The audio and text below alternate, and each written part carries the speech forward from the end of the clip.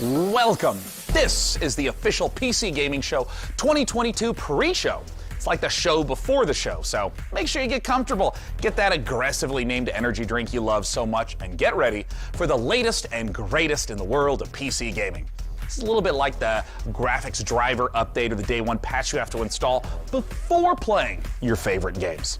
Except this is more of the day 9 patch, so gotta keep tuning in or otherwise I'll T-pose for the rest of the show. So while we apply the final dab of thermal paste to this year's PC Gaming Show, let's get things started with some exclusive trailers you can only see in the pre-show right now.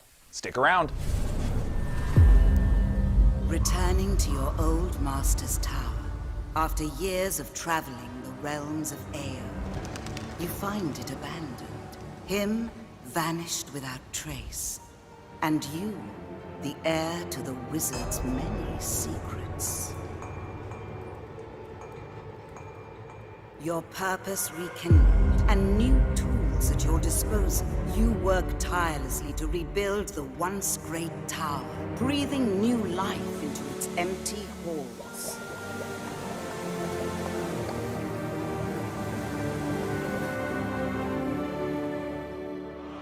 And from humble beginnings, through hard work and dedication, you unlock the secret through which true greatness may be achieved.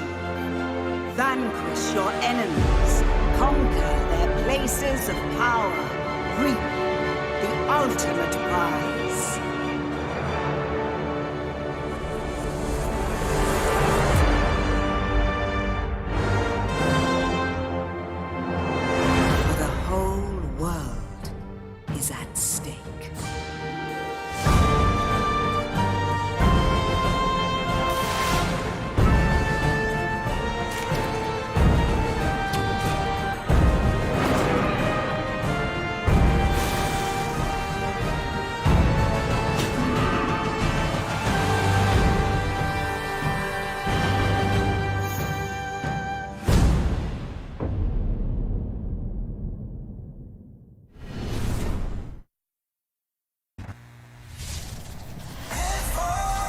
Coming soon, a terrible new foe will face the ultimate warriors.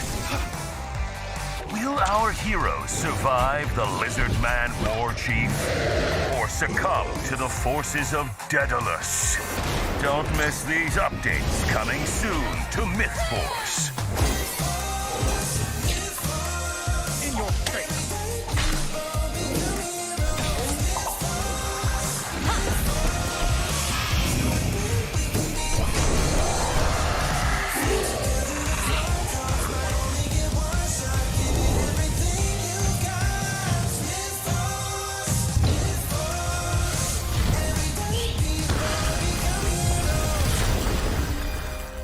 Only on the Epic Store.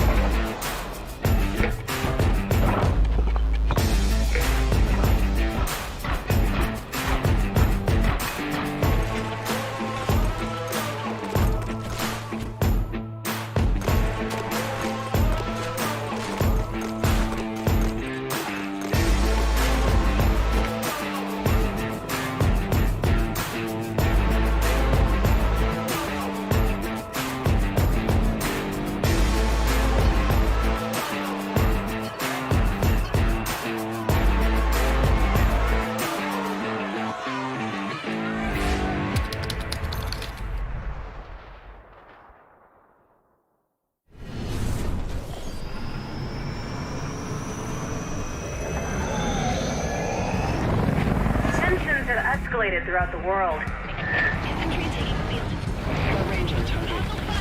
And a group of experienced mercenaries called Blacklist. Going stealth. Storming target. Eyes on. Going red. Closing on hostile. Taking hostile tank fire. Global Risk is an international military giant. Got eyes on hostile. Focus fire on target. Prepare for incoming firing. Be advised, we have eyes on unknown contact. What the hell is that thing? In the midst of all the chaos, a new institution has emerged called New Horizon. Savage disseminated coordinates. Initiating strike. Engaged by hostile troops. Initiating Nova drop. We are reporting a massive army approaching the city. Contact. Not like anything I've seen before. Ready, Commander.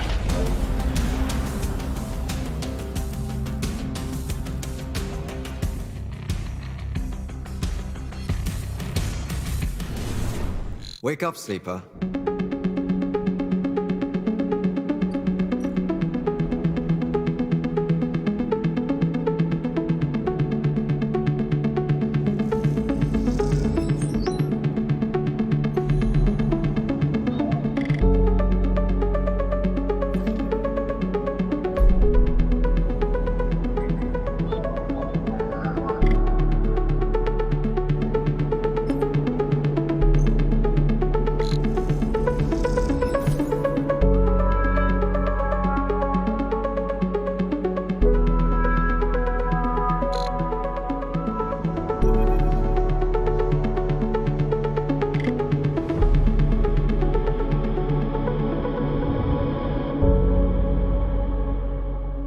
Wake up, sleeper.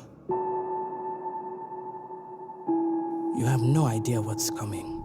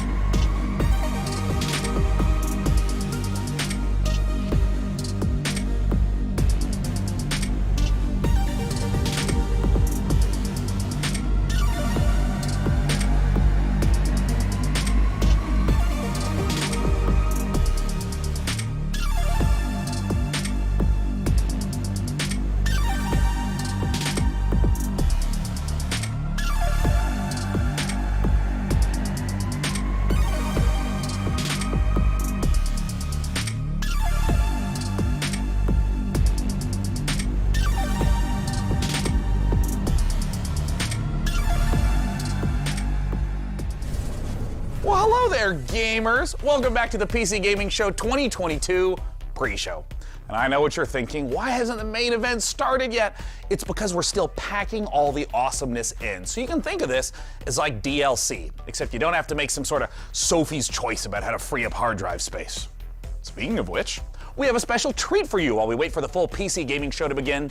The exclusive premiere of a new documentary series created by PC Gamer called Tales from the Hard Drive. Stories are at the heart of PC gaming, and that's exactly what the series is focused on. The unbelievable, inspiring, and sometimes unsettling stories of PC gamers who became legends in their own right. Those tales of deceit or victory PC gamers wrote themselves in games like World of Warcraft, EVE Online, DayZ. These represent the spiritual center of PC gaming. And over the course of this documentary series, PC Gamer will lionize ordinary gamers who did exceptional things. Here's the first full episode of Tales from the Hard Drive. You can watch the rest of the series on PCGamer.com or on YouTube.com/PCGamer, debuting soon. The boat to Menethil Harbor was a one-way ticket to death. If you went to Menethil Harbor, you were corpse walking. Being able to see their reaction to me killing them was the goal. I wanted that notoriety. I wanted to be feared. For millions of players, the virtual world of Azeroth is an escape. A massively multiplayer role-playing game where you fight demons and dragons with your friends.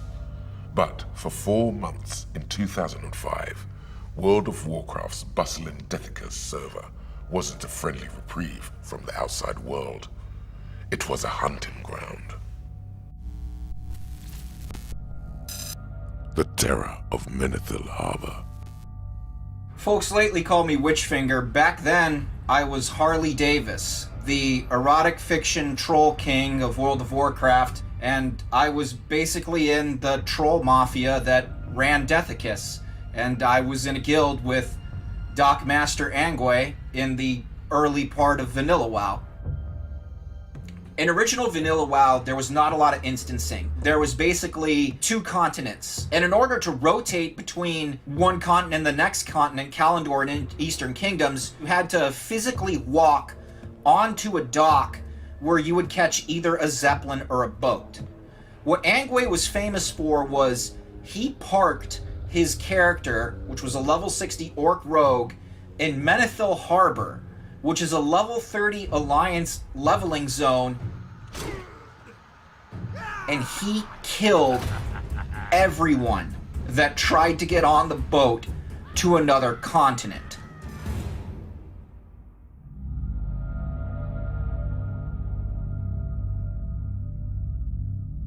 I'm angry, and I killed over 10,000 players in World of Warcraft.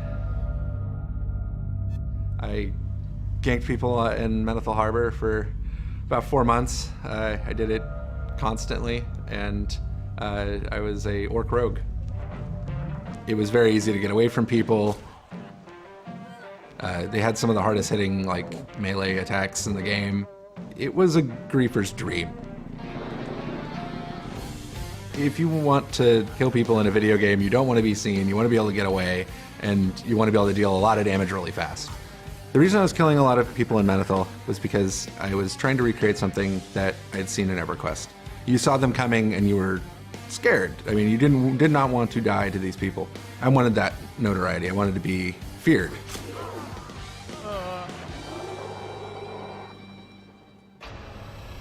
People had to come to me, and they didn't really have very many options of where they could go. I mean, it was literally a small dock that they had to walk across and get onto a boat that's a confined space. Menethil was just like the right combination of lack of guards and tricky spots that I could get away from people if I absolutely had to. You kill people, maybe 10 a day, and that was a good day. And maybe one of them would get really upset, and that was a better gank.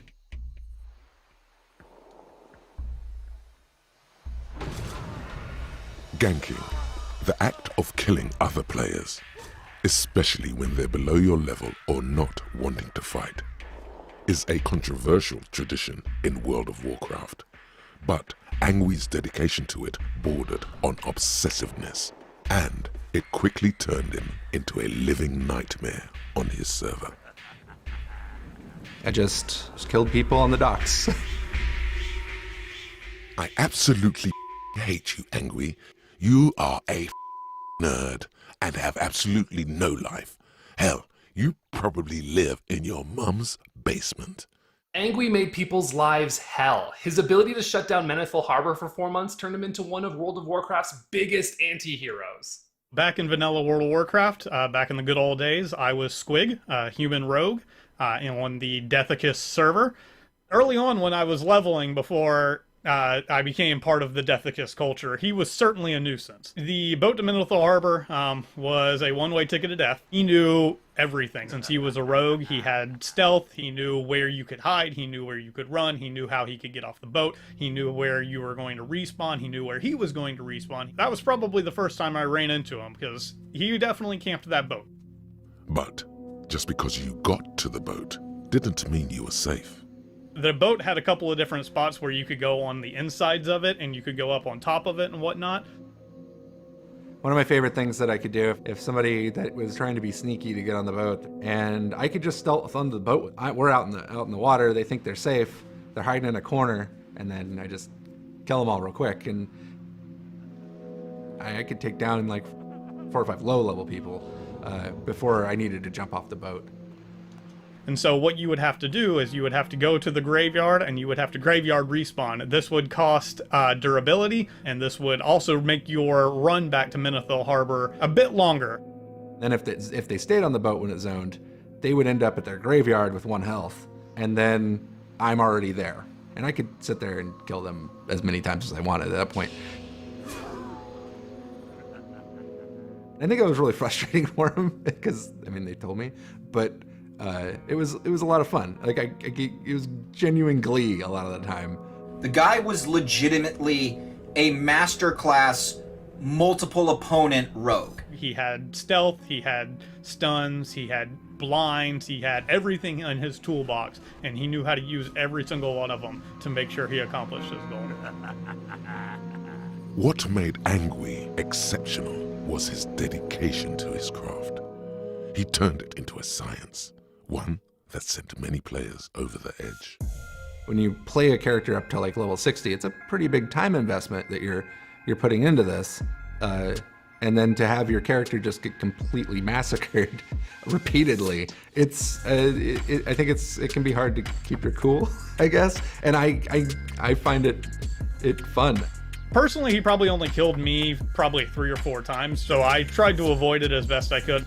After a while, once I realized that Angui was peak Deathicus, hey, this is kind of fun. I totally get what this dude's doing. Being a troll guild, of course we loved him. People would come on the forums and go, Angui, I got ganked by this level 60 rogue named Angui, and your pain is wine to us. It's like this delicious beer. Ruthlessly killing players for 8 hours a day made him a terror. But that's not what made Angui famous. So Angui and I met. We were both teenagers, and we ended up being guilded together. We were on a horribly boring raid, and we just started talking, and we hit it off very quickly. The things that we were doing in World of Warcraft, or that he was doing in World of Warcraft, never seemed like a big deal to me. Killing people in Menethil, like, it was a fun prank. I don't know, it seems fine, but people are really upset. So we had this alt account named Angui Spy that was literally sitting on a tree stump in Menethil Harbor that was recording all the complaints, everything everybody said whenever he would kill them. And I would kind of edge people on and tell them that they should complain about Angui, knowing that he was probably going to capture all of that and post it on his website. That was even more fun because now he could actually get the hate mail. You were throwing gasoline on a fire. I set up a website where I hosted screenshots of people that had ganked, mainly hate tells and nasty comments. I feel like the screenshots were trophies. It showed how good I was doing at my job, I guess. Hey, Angui, go suck. Poor Angui, insecure little boy who has to take it out in a game. You really need a life. Stupid Angui. The website was just kept growing and growing and growing, and I was doing weekly updates with my wife Nicole. You know, the website took a lot of time. It was a huge undertaking to launch this every week and get something live. He was this absolutely normal dude living a normal life with this girlfriend, and his goals were beyond your understanding. Angui had extraordinary talent for getting under people's skin. Yeah, Angui hit us from both sides. He hit us in game, and then he would troll the forums and let everybody know that he was hitting us in game and that there was nothing we could do about it. Well, I really hope you die a painful death, preferably in flames, and all of your family goes with you, and your line stops for good with you. The website is what really elevated Angui above the everyday trolls in World of Warcraft. It was just so funny seeing how he could get such a rise out of people and all of the hate and vitriol that was directed towards them. I sympathized with a lot of the victims. I was like, they're just having a bad day. Just like, let them go. You did your thing. People got kind of nasty though, and at that point my empathy kind of goes away. I was killing random lobies, and I don't know what level this guy was, but he was very upset. And he was letting me know that he didn't like it. Eventually, I got a message from his kid saying, I'm sorry my dad is being such a jerk or something like that. Like, he seemed to get it. And I totally told the dad. And from my perspective, it's like, I'm playing a video game where part of the game is that you get to kill each other. Like, it's a PvP server. Like, you have an option where you don't get killed, and you're choosing to go on this one where you do get killed, and then getting upset because you're getting killed. And in hindsight, I feel bad about it. Like, I have kids now, but I never saw him again, and I don't think that kid, I'm sure that was not a fun time for him. I think one of the big things that is really interesting about him in his entire story is that there's a duality of two different people. In the game, he has one personality. In real life, he's another, and he can separate them. Those traits that you play in game don't always come out in IRL. Honestly, it's socially acceptable in my eyes for him to be able to do this. Yes, it's going to piss off some people, and he's probably over there just laughing, being like, yeah, that sucks for you, man. I'm going to keep doing it, though, because to me, it brings me joy. At some point, somebody found out that they could get my name, or what they thought was my name, and my address and my phone number from DNS on the website. I mean, it's a little creepy. I remember it being like, oh wow, like this is getting serious. Like, are they actually gonna do something about this, or are they just trying to intimidate us? And so, you know, it seemed like the less attention we gave it, the faster it went away. As Angui's reign of terror continued each and every day for those 4 months, he only became more notorious, while other players would often challenge him, and even sometimes win. No one could permanently stop his killing spree. At some point, I got a message from just a random person in the guild. He's like, hey, somebody wrote a guide on how to get around you. And I wanted the guide really bad. So I leveled up a character and then got into their guild, got forum access, and then got the guide. And it was a full-on guide on how to stop me from killing them. And it's like the most flattering thing. Somebody took the time to think up all these different tactics on how to get around me. Once I got them, I pretty much just tried to make it as invalid as possible. And that was probably my most prized possession, other than my daughters now. That guide is really indicative of Angui's influence on Deathicus. He was more than just another player. He became this raid boss that required the coordination of entire guilds in order to take down. No one else has really ever done that before or since. But at the height of his infamy, Angui had a revelation. I wasn't doing well in community college. All my friends that I used to play with, they were all going to school, or they were having families. I didn't really know what to do with my life, I guess. I didn't want to play video games all my whole life. You really need a life. When it was over, it was almost like a relief of like, I don't have to live up to those expectations anymore. So it kind of got down to where like, do I want to do this thing I don't enjoy, or do I want to go try to, go to school? I went to college. I got a degree in game art and design. I became a computer programmer. I worked at a few game companies, and then I started a family, and now I take care of kids full time. So I kind of get griefed by them now. Long after Angui quit World of Warcraft, his legacy spread and lived on. Cracked.com awarded him the #1 move in an online game, while in YouTube videos and forums and Reddit threads, players retold Angui's story again and again. Angwy's story really harkens back to a time when World of Warcraft was just much more social. And I think players really crave that kind of freedom to write their own legacy, and that's why Angwy's story has endured. I don't know. I don't think that game exists anymore. The gaming culture has changed so much that I don't know that you'd even be able to recreate the same thing again. The best part about World of Warcraft to me was always the people. The community changed. I beat the game. I made friends. That's really what MMOs like should be. That's what they are about. And if your MMO's not about that, then your MMO sucks. That's really all there is to it.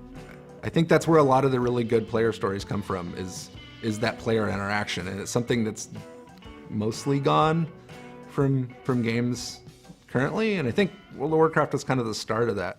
After I quit, I missed it a lot. Like I was like, this was a lot of fun.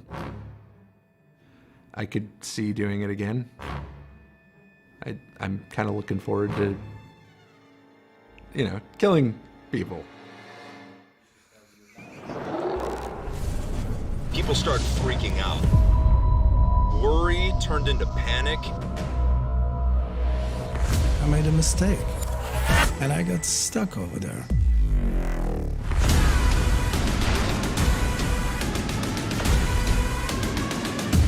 You went to Menethil Harbor, you were corpse walking. What is going on? This is supposed to just be a video game. I wanted that notoriety. I wanted to be feared. I don't know how you would go about even finding someone who is essentially a myth. We finally tracked down one member of this mysterious group. There he is, and he lives and breathes. He was this absolutely normal dude, living a normal life, and his goals were beyond your understanding. Hang in there, big guy. If it wasn't for him, I would have died. Out in the black, you never can truly trust the people you fly beside. Are you 40,000 light years from home? Don't panic. The Sims was the ultimate icebreaker. I don't mind dying if it means saving people's lives. And if I can do it being just a dramatic bitch, I'm gonna do it. I still got 4 magazines. Do we want to go back?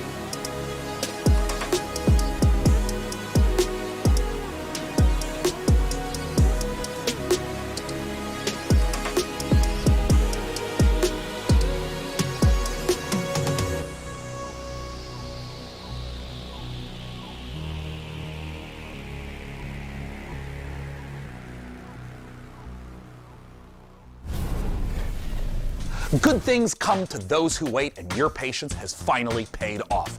Get ready, because the 2022 PC Gaming Show kicks off in just a few moments, and we got dozens of new games, trailers, exclusive interviews, which means there's only one thing left to do. It's countdown time, and I'll see you in a sec.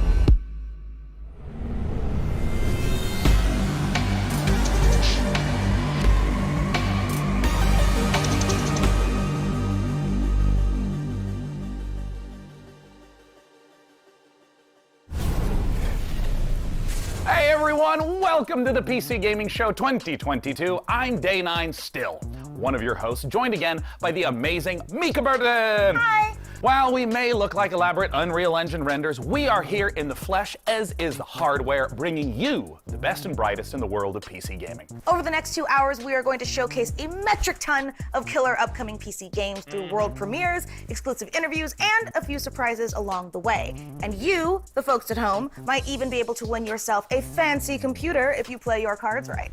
And now you may remember the last time you saw me on this show, things ended quite literally explosively. Yeah. There was a robot who tried to destroy the human race, electrocuted me. I think I died. Definitely died. Either way, I'm not really sure. It was standard robot apocalyptic stuff, just minus the overbearing anime dad and existential crises. Yeah, well, actually, what happened to DevBot anyway? Wasn't he supposed to come back for this show for, Yeah. like, Revenge of the DevBot? Ah. Well, he's dead. Oh. We melted him down to try to make our own graphics cards since they're still hard to find, and I would say he's in a better place, but I played Cyberpunk 2077 and he's not.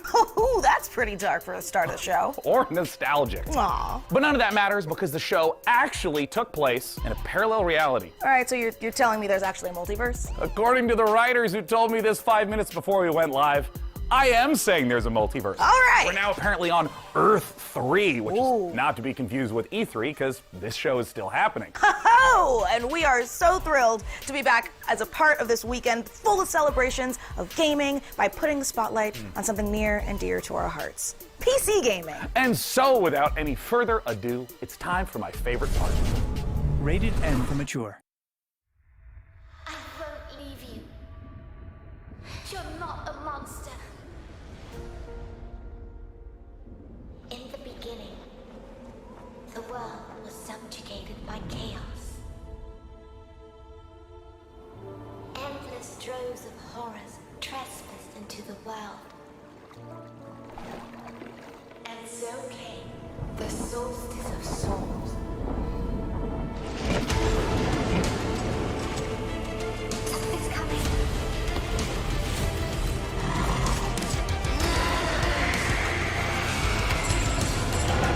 Between death and transcendence, a chimera chooses death. Show us what you got!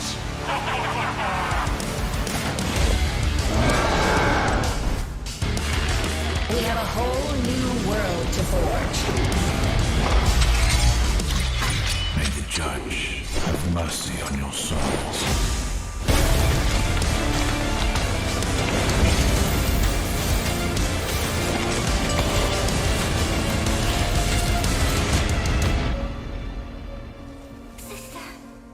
You're here with me.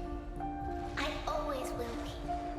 As long as we are together, we're not going down.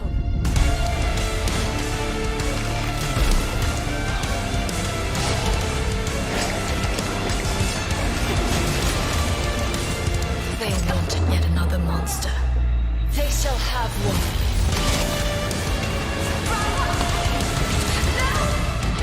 You must resist it!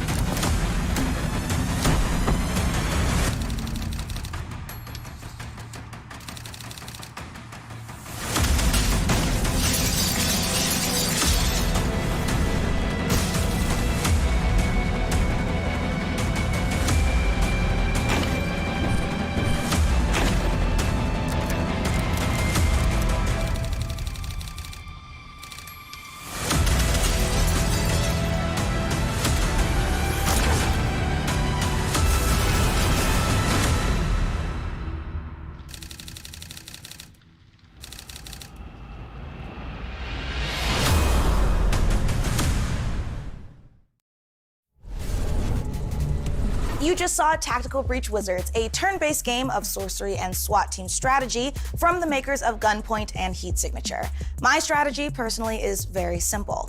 Breach, bang, clear, magic missile, dramatic flourish, abra, cadaver. Get it? Cadaver, dead body. Anyway. Next, we have a solution to the age-old problem of not having time to read and play video games. Just do both at the same time, obviously. Star Wars Industries has you covered with their sci-fi thriller inspired by Stanislaw Lem's novel, The Invincible. So here's your first look at the first ever gameplay footage.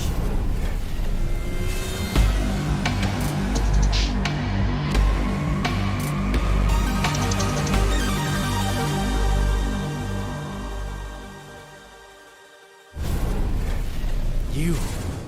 What have you done? Where are you taking me? You came here yourself. So what are you expecting, huh? You've set up a field camp down there. Yes, ma'am. So I didn't expect you to have a second one here. Really? Sit here and don't you dare move. What are you doing here? You're not gonna like this part.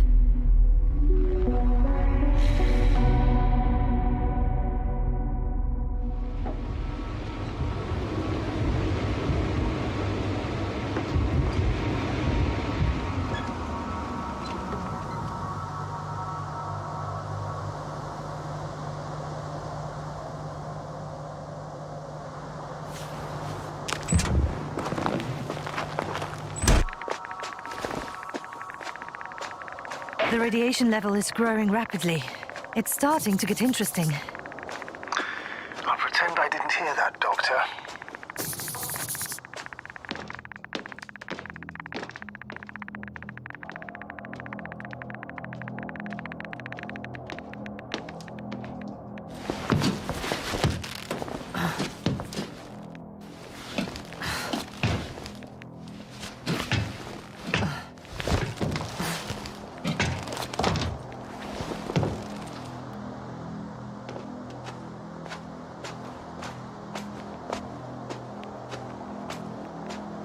I located the mobile antimatter cannon.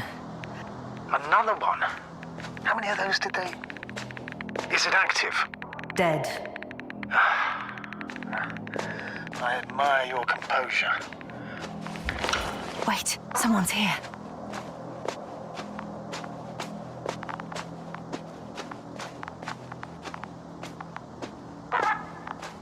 Astrogator, they're dead. So you found someone. Unfortunately, such unpleasant discoveries are indispensable to the mission. I didn't let that thought get to me.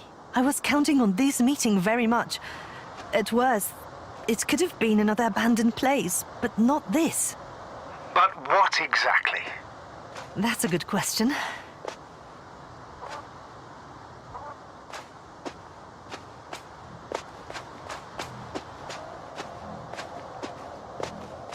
I'm getting into the recorder.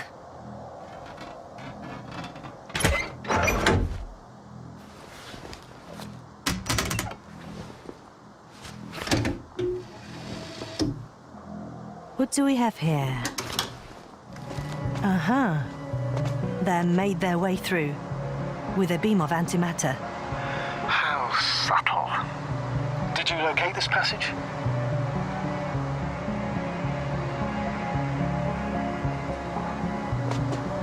I'm looking at it now. They pierced a hole several meters in diameter and several dozen meters long.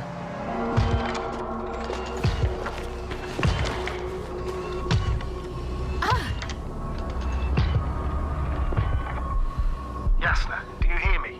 Yes. My head feels like it's bursting from pressure. Can you continue? Yes. I'm better now. Actually, there's nothing here that I haven't seen before. There are a lot of metal bushes that were near our camp. The lower parts of the bushes are, how to put it, fruitless. So they came to pick the fruits.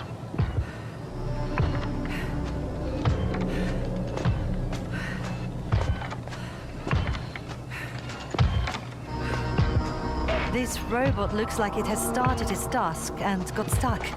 What task? This is one of the robots carrying containers with research material. It took the container, but never left that place. Why do you think it's stuck? Well, it goes in circles using the same path. The robot's gone.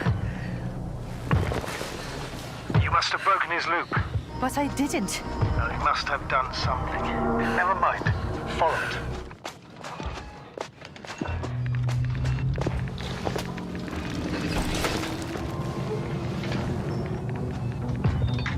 Fuck! It's getting up! What, a robot? No! Antimat! Come on, Yasna. Run! Hide!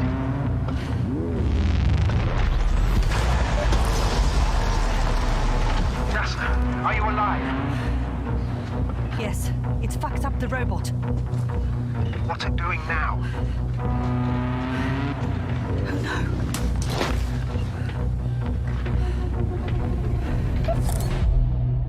Take care of our people, Novik.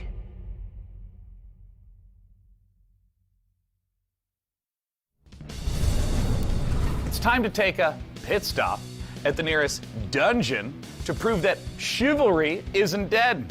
And if you think I emphasize those words weirdly, you're right. And it'll all make sense momentarily when you see these next 4 games, especially when you hear from our friends at Tripwire Interactive. Roll that beautiful footage. You? Nah. You don't have what it takes. You'll be back here too scared to try again. 'Cause the dungeon will turn you into lunch meat. Unless you're way tougher than you look. We got the guns, the turrets, the upgrades. But what you really need is guts and skills. Grab your posse and say your prayers.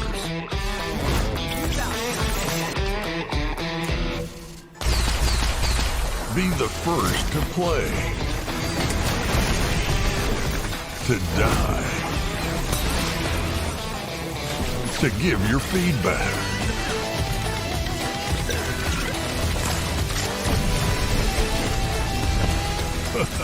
Do you have what it takes?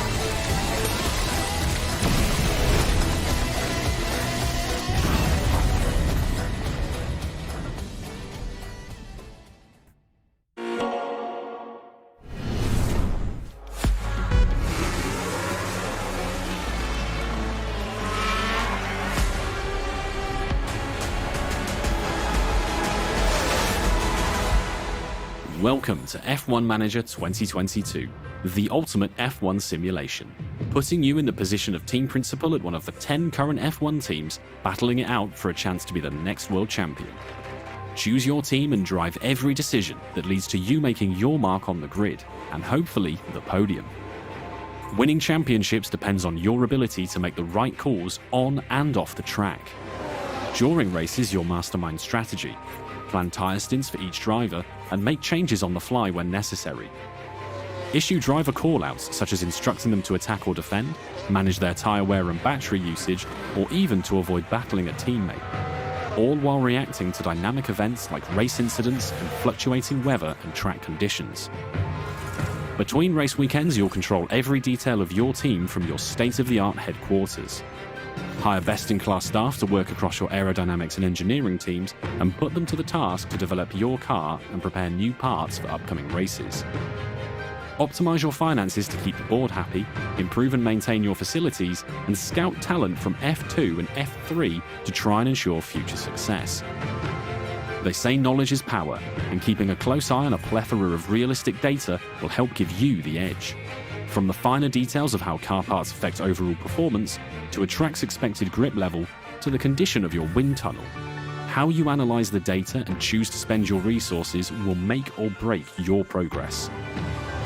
You'll find depth and detail in abundance, even down to real-world team radio messages between drivers and engineers, and race commentary from David Croft and Karun Chandok, while broadcast-style presentation showcases 2022's striking new car design with real trackside and onboard camera angles.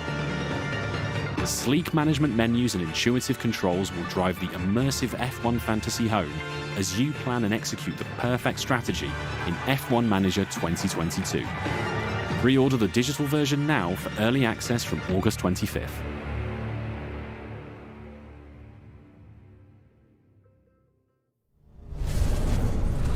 Hey everyone, after 1 year of Chivalry 2, we've more than doubled the size of the game, and now we're excited to bring even more knights onto the battlefield.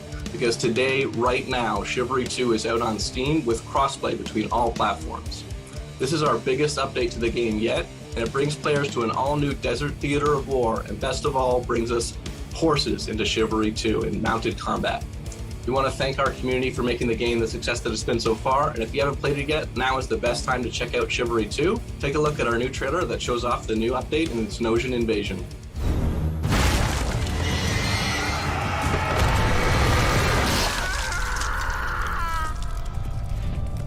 This rebellion is at an end. The Agapians flee to their stronghold in the north. This land is mine! Now Denosia rises from the south. Kill them all! Throw the dogs back into the desert.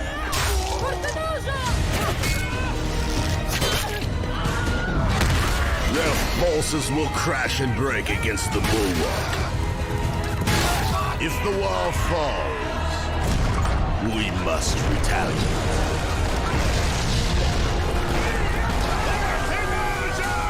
Ready the ships!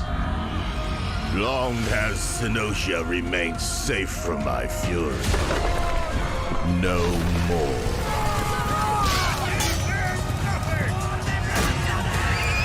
They dare to strike out at us. Their city will fall. Their people will bleed. Their knowledge will burn. My reign will never end.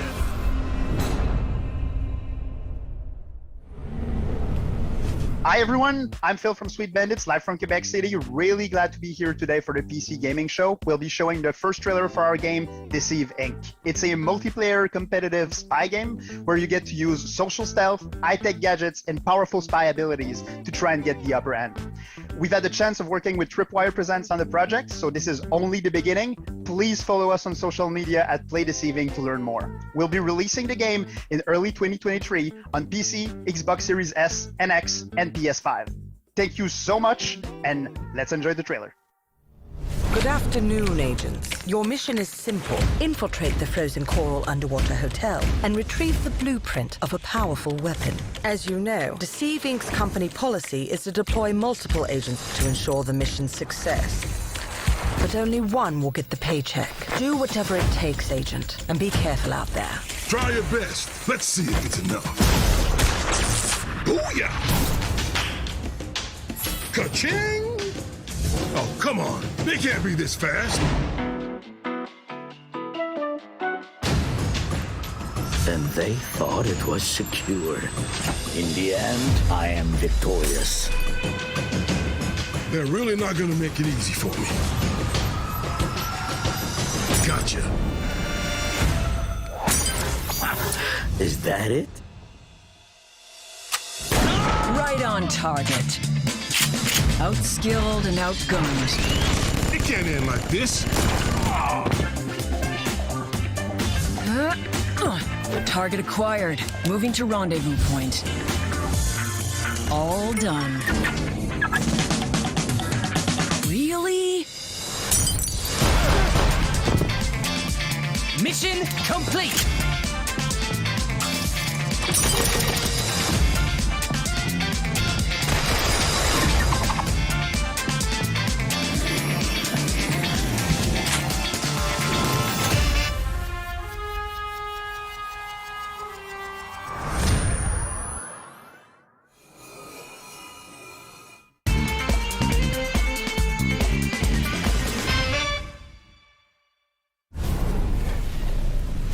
Let me ask you something. Do you ever have a reoccurring dream that you really wish would come true?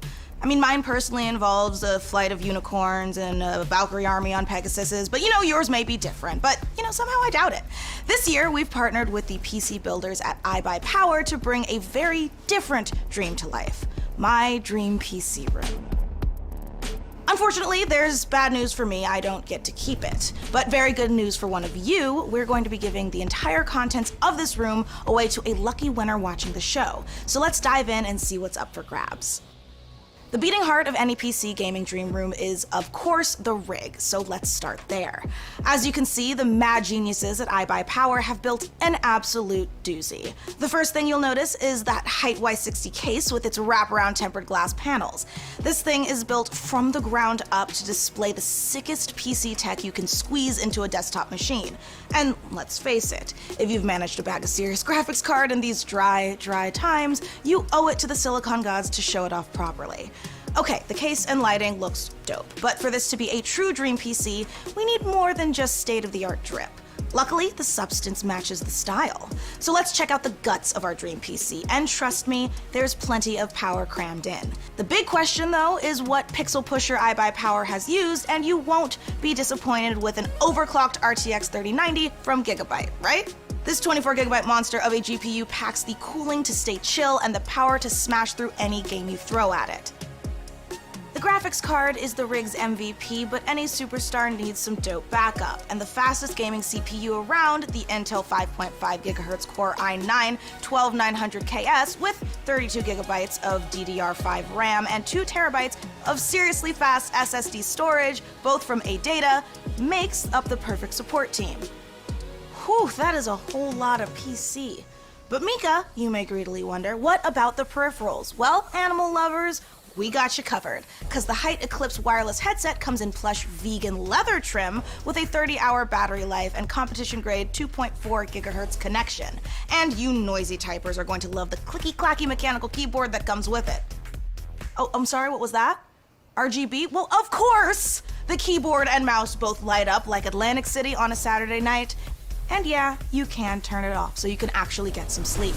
You can find out more about this gear feature today over at iBuyPower.com, but I know what you really want to know.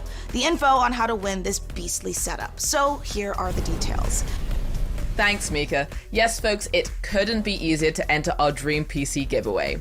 For your chance, just head over to pcgamer.com/dreampc and follow the simple instructions. There, you'll find a complete breakdown of the prize, which, don't worry, also comes with some very swish monitors as well as the eligibility rules. Good luck, gamers.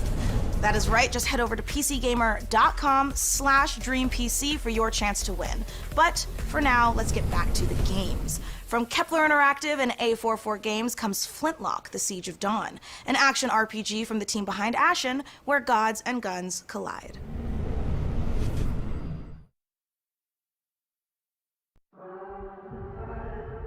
When the gods first emerged from the great below, we saw them as saviors. Instead, they unleashed a pestilence on our world. No one yet knows if you can kill a god. I, for one, intend to find out.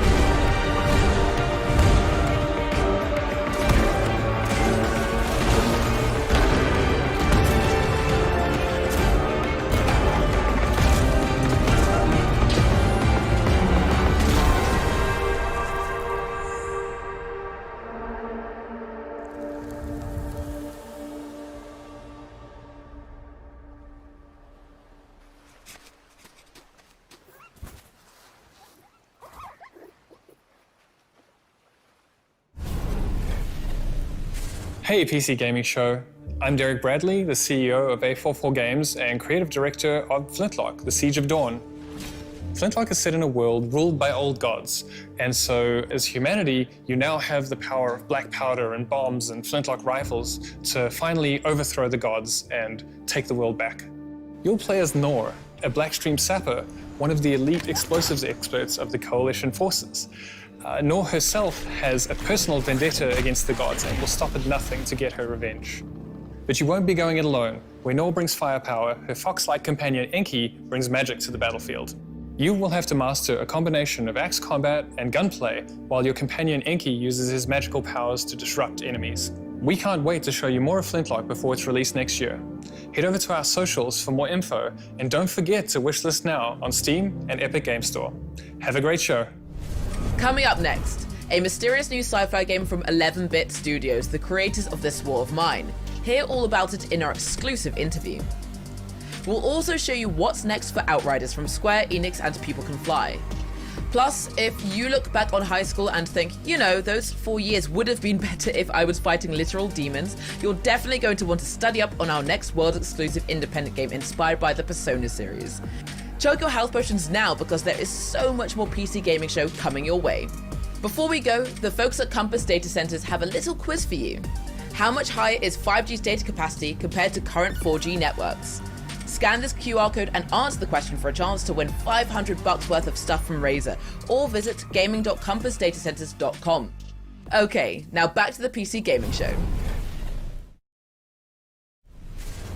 Ready to game the system? Meet Mana. You slay. You achieve. You win. So should your bank account, because your power shouldn't stop when the game does.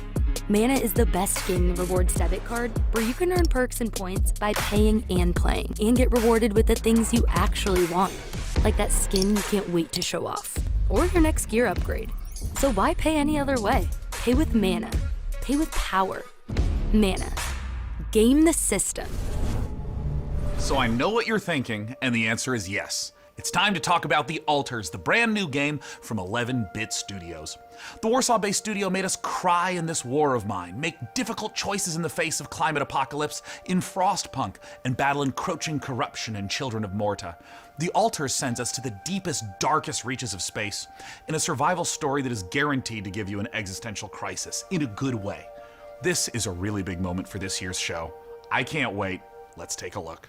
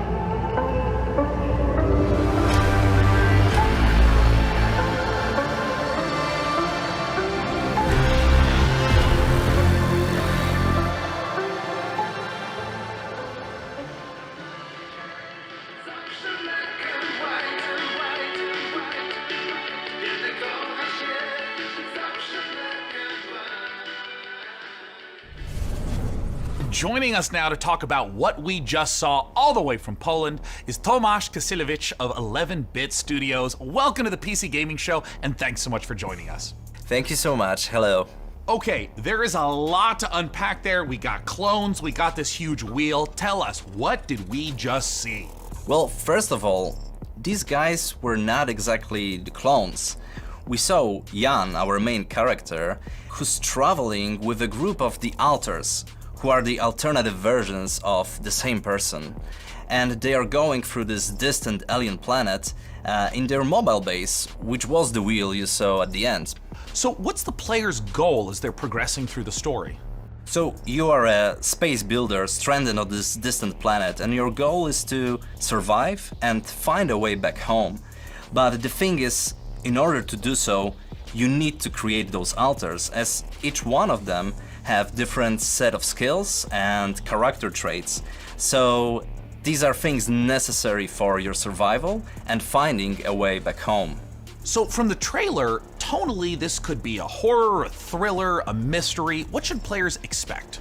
Actually, there are bits of everything you mentioned. Like, there is this mystery as we're looking deep into the soul of the character, but what you find there can also be pretty scary. So there are those beats of psychological horror and drama, but then on top of it we have this quite thick layer of surreality. I mean, how surreal would it be to one day, wake up next to a little different alternative version of your very self? Now, there's a quote that you shared with me earlier, that man cannot remake himself without suffering, for he is both the marble and the sculptor. How does this quote relate to the story? So this quote, it relates directly to the main theme of our game. We as people, we are shaping ourselves every single day with every single decision that we are making. This process, the whole process of becoming who we are, it can be quite painful at times. But in our game, Jan, the main character, he has this unique possibility of not only shaping himself, but also reshaping himself and numerous times with every single altar that he is creating. Do you see this as more of a classic sci-fi story, something like a Ray Bradbury work, or is it something more contemporary? Well, it is very classic sci-fi in a way that we are taking a relatable topic and we are using the sci-fi theme, we are using the sci-fi setting to look at it through the magnifying lenses. But then when we're choosing the tools, this is a very contemporary game and we're taking advantage of what video games are as a medium. So we're using tools like systematic design and non-linearity in order to put the players in the middle of the experience and in the end allow them to create their own stories inside the game. I wanted to ask a little bit about the relationship of your previous titles to the Alters, whether there's any narrative or themes or even just influence that those games had on this one. Well, the Alters is purely 100% our game, 11-Bit Studios game, and it's created in line with our meaningful entertainment philosophy. So it's a game we hope that it will make you think even after you stop playing it. This War of Mine was this first huge milestone. It paved the way for all the future titles. And with Frostpunk, it was taken to another level with the strong focus on the emergent narrative. And now with the Alters, we want to follow that path, but we also really want to push the boundaries even further and expand on how we approach meaningful topics inside the design of our games. Thanks so much again to Tomasz and the whole team at 11-Bit Studios for joining us this year. And while I try to find enough Rapidium to make it through day 1 to 8, let's head on over to Mika Burton and keep things rolling like a massive space station. Thanks, Day 9. Honestly, I need to look into getting myself cloned so I can make time to play all of these awesome games we've seen so far. But I'm also legitimately worried about having to eventually fight my clone in single hand-to-hand combat when they steal my life, making me wonder if I was the clone all along. Is it really worth it for video games? Yeah, no, it's totally worth it for video games. Anyway, that's a problem for future Mika. Present Mika is much more interested in what you all have been saying about the show so far. So keep letting us know your thoughts by using hashtag PC Gaming Show on all platforms. Now, let's get back to the real reason all here. Cloning. I mean video games. Video games.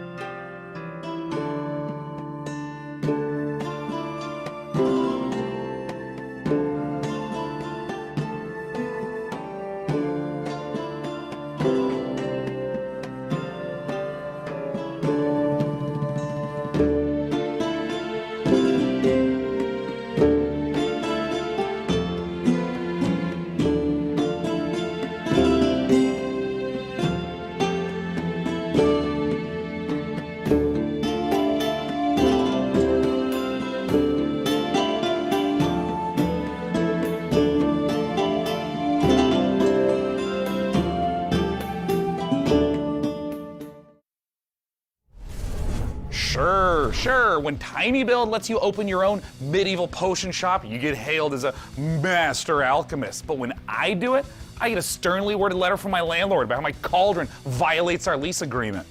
Whatever, it's his loss. But more importantly, folks, we promise you the maximum amount of games humanly possible, and we aim to deliver quite literally.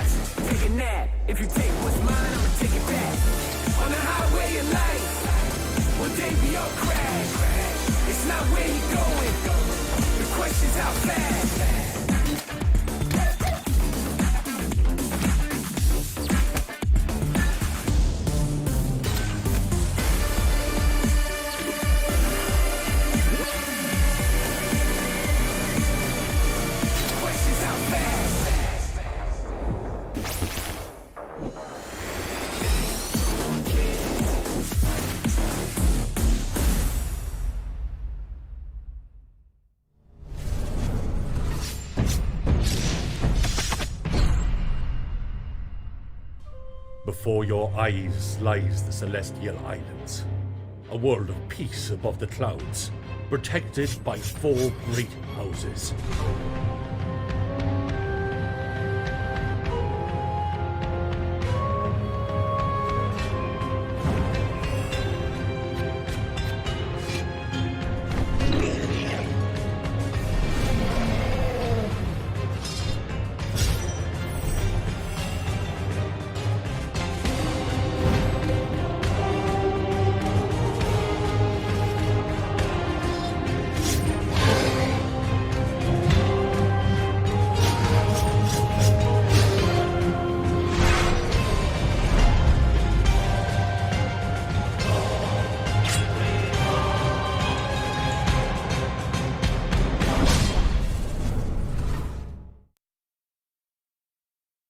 Planet Earth, our beautiful home. To protect it, we must reach out to explore the unknown. Our team of experts is presently probing the deep sea in a struggle against the yoke of overregulation. These security and defense innovations allow you to shrink any problem down to size. We surge forward, obliterating the enemies of progress, but we refuse to let these victories go to our heads. We are the future. We are Ozine. And now it's time to give you an exclusive briefing on what's next for one of PC gaming's titans of modding, simulation, and scale, Arma 4. Last month, developer Bohemia Interactive kicked things off by releasing Arma Reforger on Steam in early access. This playable prototype will be a foundation for Arma 4. And with it playable on Steam now, we have a ton of questions about the future of Arma. I mean, after all, this is the series that helped birth the survival genre through DayZ. Oh, and also this other little niche genre you may have heard of called Battle Royale. To help us peer into the future for this project, we've got none other than Bohemia Interactive. Thank you so much for joining us. So as of right now, Arma Reforger has been out for about a month. What is it that you've been learning or seeing from players?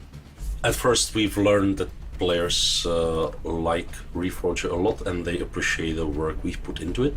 We also realized they like modding a lot and they review this as a key quality of our games.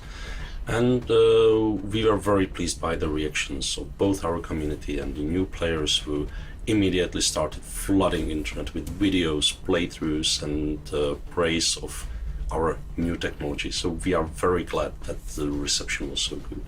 So there's no doubt players who have been longtime fans of the franchise stepping into Arma Reforger, and I'm curious, what were some of the big challenges of rebuilding that specific Arma feel from the ground up in this brand new engine? Well, it's a very tricky subject because even internally it's an ongoing kind of fight. So I'm myself very much on the very purist side of things, so no HUD, no save games, no superficial helpers, and this fight can get very intense even in-house. So I'm the real Arma purist, and I'm on this for 25 years now, so I will keep fighting, but obviously this is part of the fun. So there's always never-ending battle. I think 2 years ago we really struggled to keep it Arma and even internally preserve our own standards, so do it our own way rather than replicating what's maybe normal in other games, because our goal is not to make the same game as all other games. So our goal is to remain unique. I'm curious if you can speak to what the main goals of Reforger is, because it's a little unusual compared to other releases. I mean, for instance, how much content should a player expect if, say, they've been playing Arma 3 for years? Our goals were, of course, to restart the series from technological standpoint, really make room for some new achievements, utilize the technology which is state of the art, both in terms of how it looks like, how it's controlled, how it can be modded. It's important to understand it may look as a kind of normal game on the surface, but there is a big system behind it. So just the tool suite is a massive tool suite, never tested by a large public. So it's a premiere of a tool suite, and these tools are being built for nearly 5 years now. So we really need users to start using them to keep improving and continue building it. Sorry to interrupt, but we have one quick question from the Arma fans. Has Russia's invasion of Ukraine impacted your approach to Arma 4 and Arma Reforger, a game that depicts the Cold War? Well, yes, because it's extremely close to us. We even live in a way very nearby, so definitely. On the other hand, we started work on this many years ago, so the direction was set before. But we always approach conflicts and armed conflicts with a great level of respect. We're still at the beginning, but we definitely would like to continue in our exploring this serious theme. Arma, as I see it, has always been a bit more of a anti-war game. It's an entertainment product. That's fair thing to admit. On the other hand, given the topic, given our, let's say, maturity and long time we've spent on it, and our ambition to portray it as a whole very complex and gritty thing, I would like us to contribute by not just entertaining people, but also educating them on the subject. This was the whole point of starting the cooperation with the International Committee of the Red Cross, and I believe we have great potential, big responsibility in this area, and a very important chance to contribute at least a little bit to the good side of things. This would not be an interview about Arma unless we were asking about modding. I mean, so many amazing games and genres came from Arma mods, so I gotta know what's possible in Reforger that wasn't possible in the past. Now with this technology, it's possible to create entirely different things, like entirely different games. It has so many variables, but the beauty now is that much more of it is user accessible, unlike the previous games. So people can easily digest how this is constructed in our workbench tools. So unlike previously where it was more hard-coded in the C++ engine, so now they can check the data of every single element of the game and go much, much deeper than in previous games. So this will be super exciting.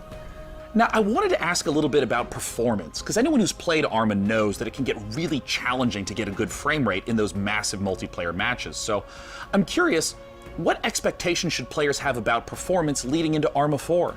Arma 3 was built on foundations laid down in times of single core and no GPUs, basically. So this time much more computations and intensive rendering things can be done directly on GPU, but it required completely a new approach. Again, we are in the beginning, and we know that there are problems, there are difficulties, but we are solving them one by one. We are really gathering community feedback and even our own definitely feedback, so we are moving things forward. And yeah, it's about optimization. It's not that much about FPS, but also for like network traffic, for instance. When you have this massive multiplayer game, it's a huge challenge. Server performance, of course, and all the technical things. So we are moving forward. Thank you so much again, Bohemia Interactive, for giving us the inside scoop on both Arma Reforger and Arma 4. Now, you don't go anywhere, because here is what's around the corner. Just around the corner in the PC Gaming Show, prepare to experience terror ranging from the subaqueous to the subconscious with the latest from Shiro Games. Hold on to your butts because front-end development spared no expense on the new Jurassic World Evolution 2 expansion, and get your crowbars ready for Half-Life Alyx Levitation, a special project from some very talented modders. Oh modders, what would PC gaming be without you? While we're here, quick geography question. Which parts of the world use the most bandwidth for gaming? Answer this question for the folks at Compass Data Centers and it could win you a $500 Razer gift card. Scan the QR code on the screen to enter. Last year, Shiro Games debuted War Tales at the PC Gaming Show, but the publisher has a lot more than its medieval sandbox RPG on the way. Up next, we'll hear what's up with Shiro's slate of projects, and stick around for the debut of 2 completely new games, Decarnation and Abyssals. Hey everyone, thank you very much for the invitation, Mika. I'm James, and I can't wait to show you everything that we've got prepared for you today. So it's been a crazy couple of months for everyone here at Shiro Games, with Dune Spice Wars marking the most successful release in the history of the company, and it's entirely thanks to all of you. But today, let's look at Dune Spice Wars multiplayer mode. Up to 4 players can go head-to-head and free-for-all, 2v2, all work together in co-op against AI opponents. We're introducing new synergy systems between factions that will open a vast number of strategies to help you crush your opponents. Multiplayer will be available in Dune Spice Wars very soon. After 5 years and nearly 3 million units sold, Northgard's story finally continues. In a new chapter set shortly after the events of the first campaign, Ragnarok has decimated the lands of Northgard.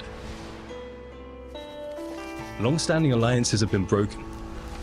Violence and betrayal now plague the continent. Forced to depart what they once called home, our heroes arrive on unknown shores and find themselves confronted by unfamiliar faces in a dangerous new realm. This Northgard expansion arrives this winter.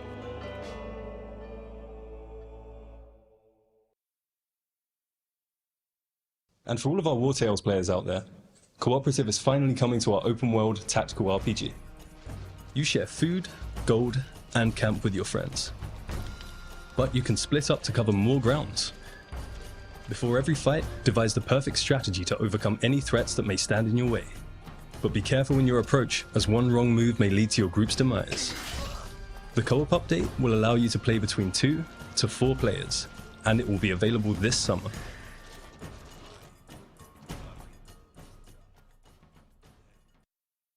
So a few months ago we announced Shiro Unlimited, a new publishing label created by indies for indies, and we are very proud to announce 2 new titles coming from the Shiro Unlimited family.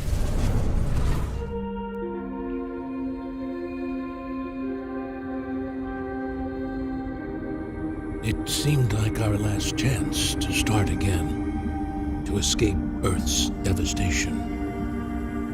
We used our limited resources to lay the foundations of a new life, deep below the waves of this strange new planet. But soon, we realized it was not the dream world we had hoped for. When faced against the darkness of the abyss, we found ourselves helpless. Lost. Isolated.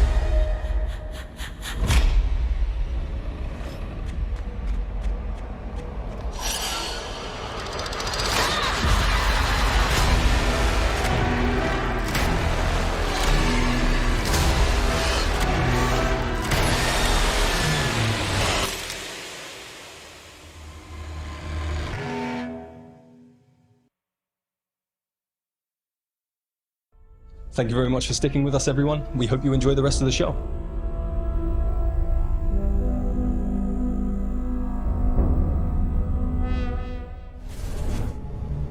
You just saw why you were exactly right to be afraid of the ocean in Abyssals, and you confronted your inner demons in the retro dream horror of Decarnation. Next up, how do you rebuild a city in a world set after the collapse of civilization? Let's find out how by taking a look at I Am Future from Tiny Build.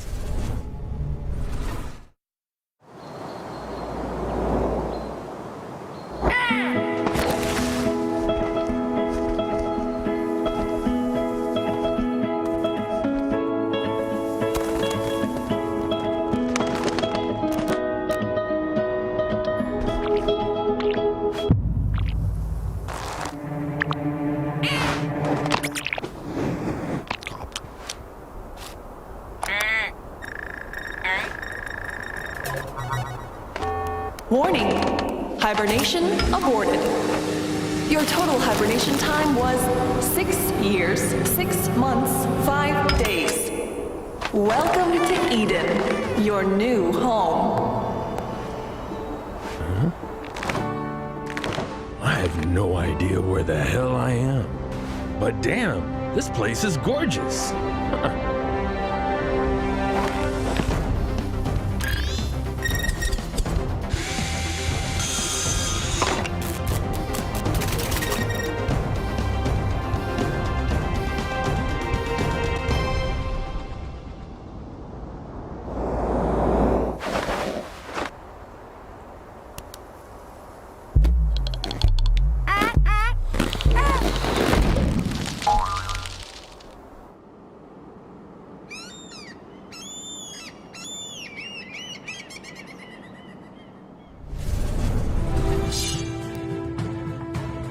Our forefathers conquered Caldaria and bestowed it upon us, a new generation, to share or spar over.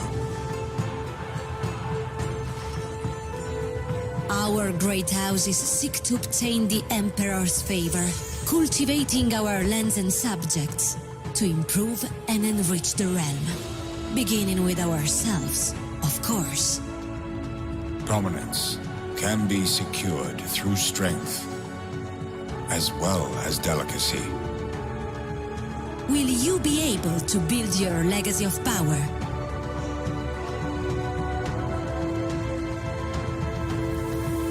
Join the great houses of Caldaria. And now, for these next trailers, it's true. They do move in herds. That was so much. The thought process is simple. God creates dinosaurs, God destroys dinosaurs, man destroys God, man creates video games to play with dinosaurs. But just be warned that one of these trailers might come as a bit of a shock to the system.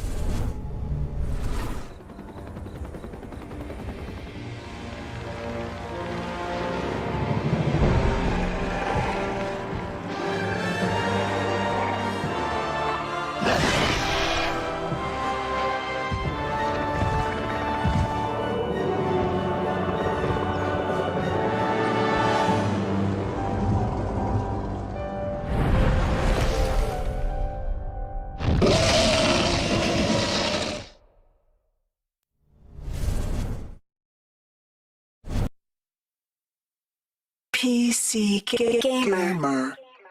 Humans interfacing with computers for their own entertainment. The very notion disgusts me. Look upon my works, foul creatures, and weep at its magnificence. It is a beautiful day on Citadel Station. Humanity is on the verge of a new era. I, Shodan, am its new god. Look at you, hacker. A pathetic creature of meat and bone. How can you challenge a perfect, immortal machine? You are an insect. You are nothing. I create. I iterate. I fuse flesh and steel into perfection.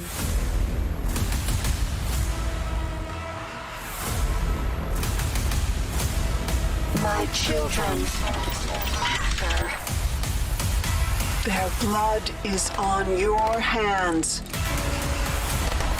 You will suffer for your transgressions. These are my avenging angels, and they will have retribution.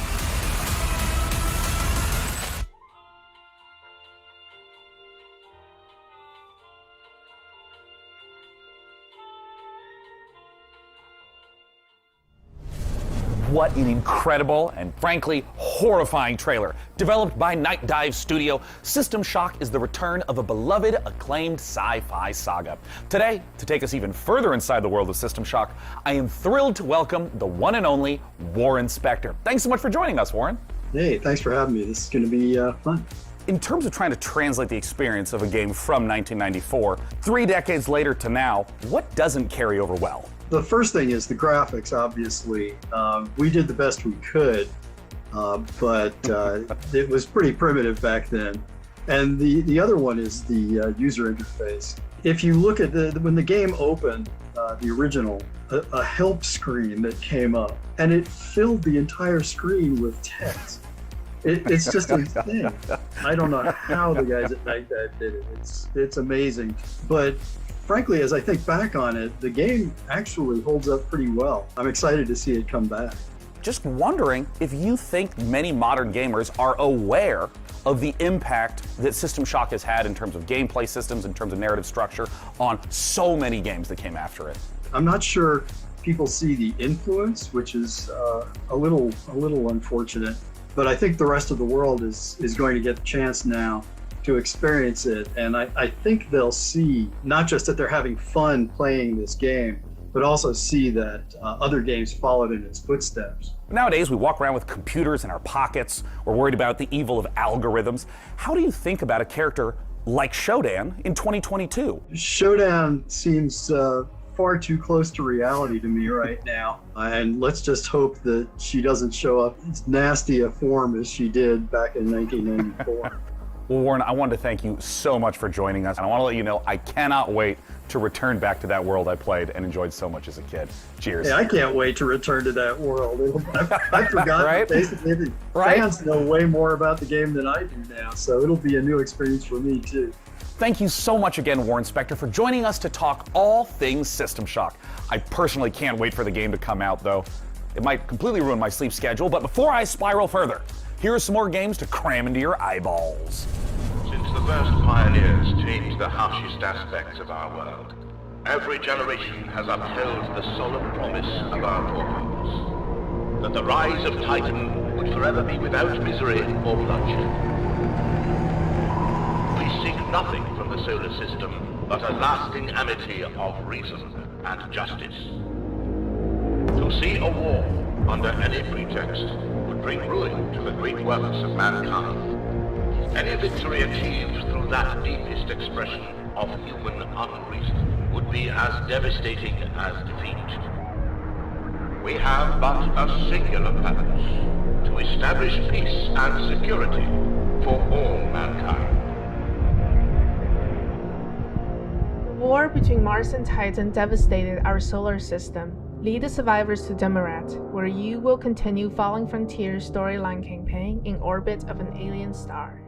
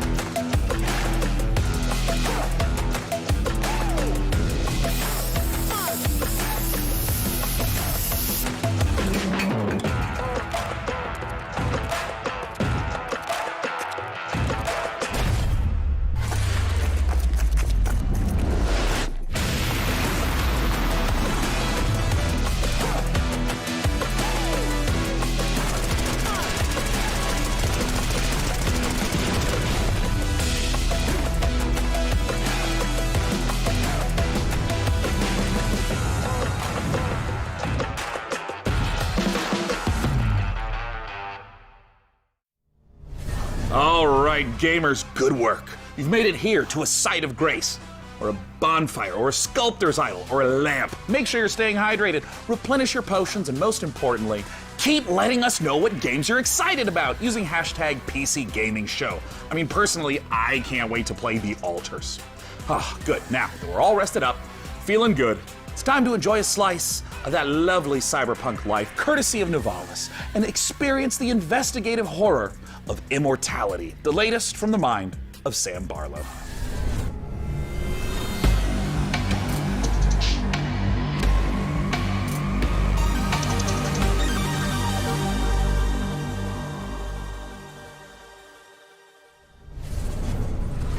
I believe we have a short clip here. Do you want to tell us what we're about to see? Well, I don't want to spoil things too much.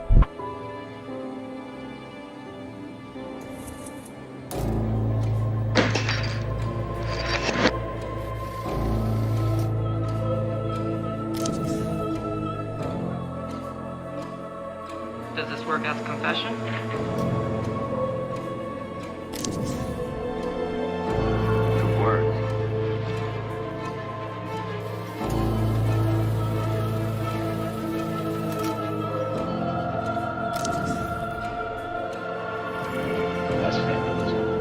Now it's worth more. Did you ever read his diary?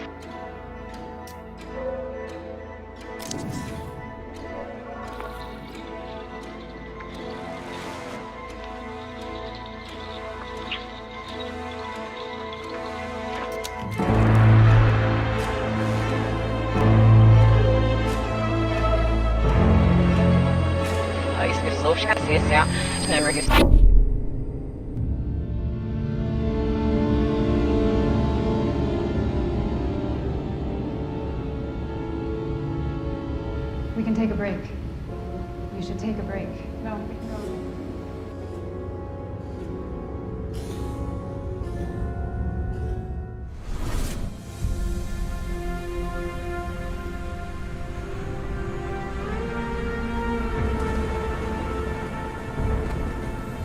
Hey, boss. Time to wake up. We got customers waiting. What do you mean you don't know where to start? Let's clean this place up. Move some chairs and tables around. We can make this place shine again. If the weather gets bad, we can grow some veg in the greenhouse. Once we start making real money, well, then you can rent that fancy new apartment in Midtown. So make friends, make enemies. Give customers a route, just turn on the old charm. Or water down their drinks. I'm not your conscience. This is a world to explore, to make stories. Your stories. You ever look up at the clouds and wonder what's up there? Well, if you dream big enough, maybe you'll find out. Maybe we all will. Welcome to Nivalis.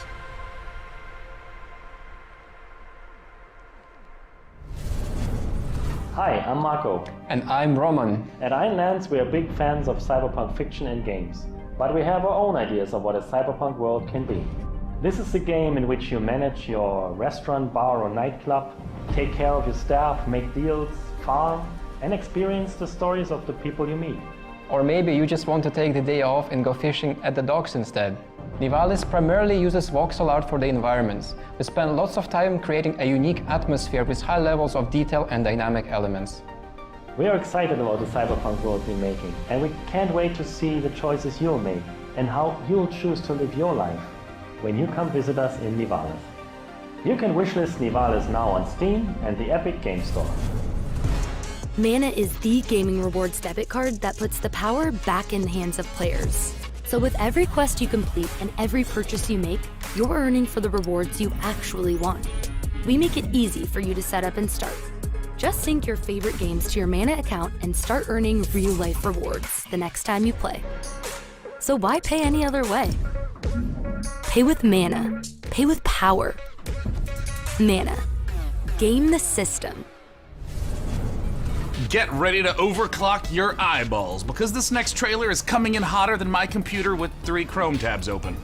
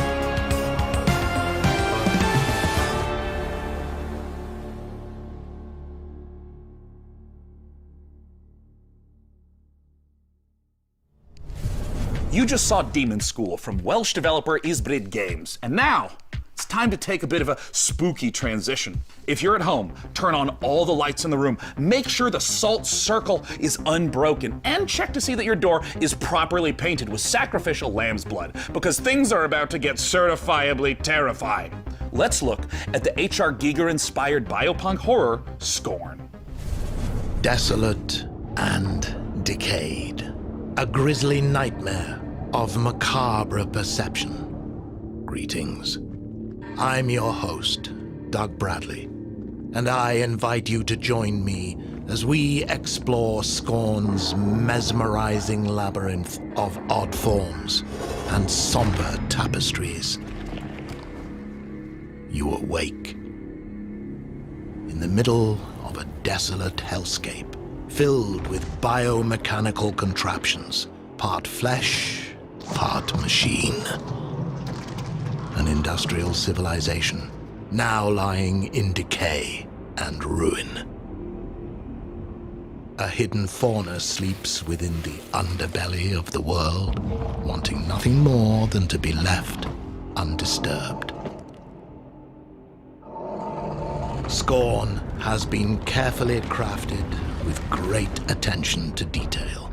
Everything is focused on building a specific atmosphere, from a unique organic ecosystem to an unsettling soundscape created by Ethek and Lustmord. Scorn has no dialogue, so most of the storytelling comes from the environment, discovering the ever-present symbiotic relationships and how things are connected equips you with the tools to progress. While there is shooting within the game, Scorn is not a shooter. Every encounter must be carefully considered. A wrong choice could be deadly. I hope you've enjoyed this glimpse into the twisted world of Scorn. The team at Ebb Software can't wait for you to uncover the secrets of this unique world as you experience Scorn firsthand this October. Are you prepared to unravel your inner self within Scorn's world of horror?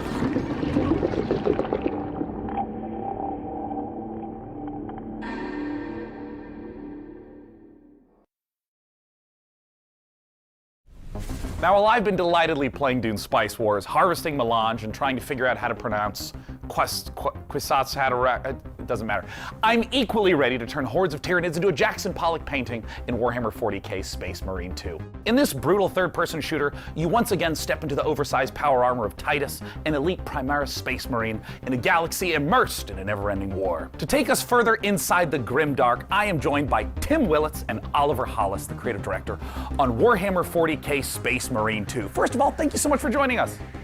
Yes, thank you. Thanks for having us. Good to be here. Now, Tim, I want to start with you. You previously worked at id Software on Doom. How would you say the Space Marine compares to Doom Guy? That is a good question. I bet many people did not know that the original Doom Guy was actually a Space Marine, inspired by an even older Space Marine, which is the Warhammer 40,000 Space Marine. So, you know, it's really exciting for me to work on Space Marine 2, you know, because it's a great franchise, and I know that it's inspired so many other video games throughout the last 25, 30 years. Oh, absolutely. And there's so much lore to sift through. And I think this brings us to talk a little bit about the new Space Marine that you're going to get to play, a Primaris Space Marine. Oliver, talk to us a little bit about Captain Titus and what makes this class of Space Marine different from the others in the universe. So the Space Marine is a brainchild of the Emperor, the kind of leader of this of humanity in the grimdark future. He saw the dangers that the universe presented, and he created a super soldier from his own DNA. And each of these different factions, these different chapters, have different genetic traits of the Emperor.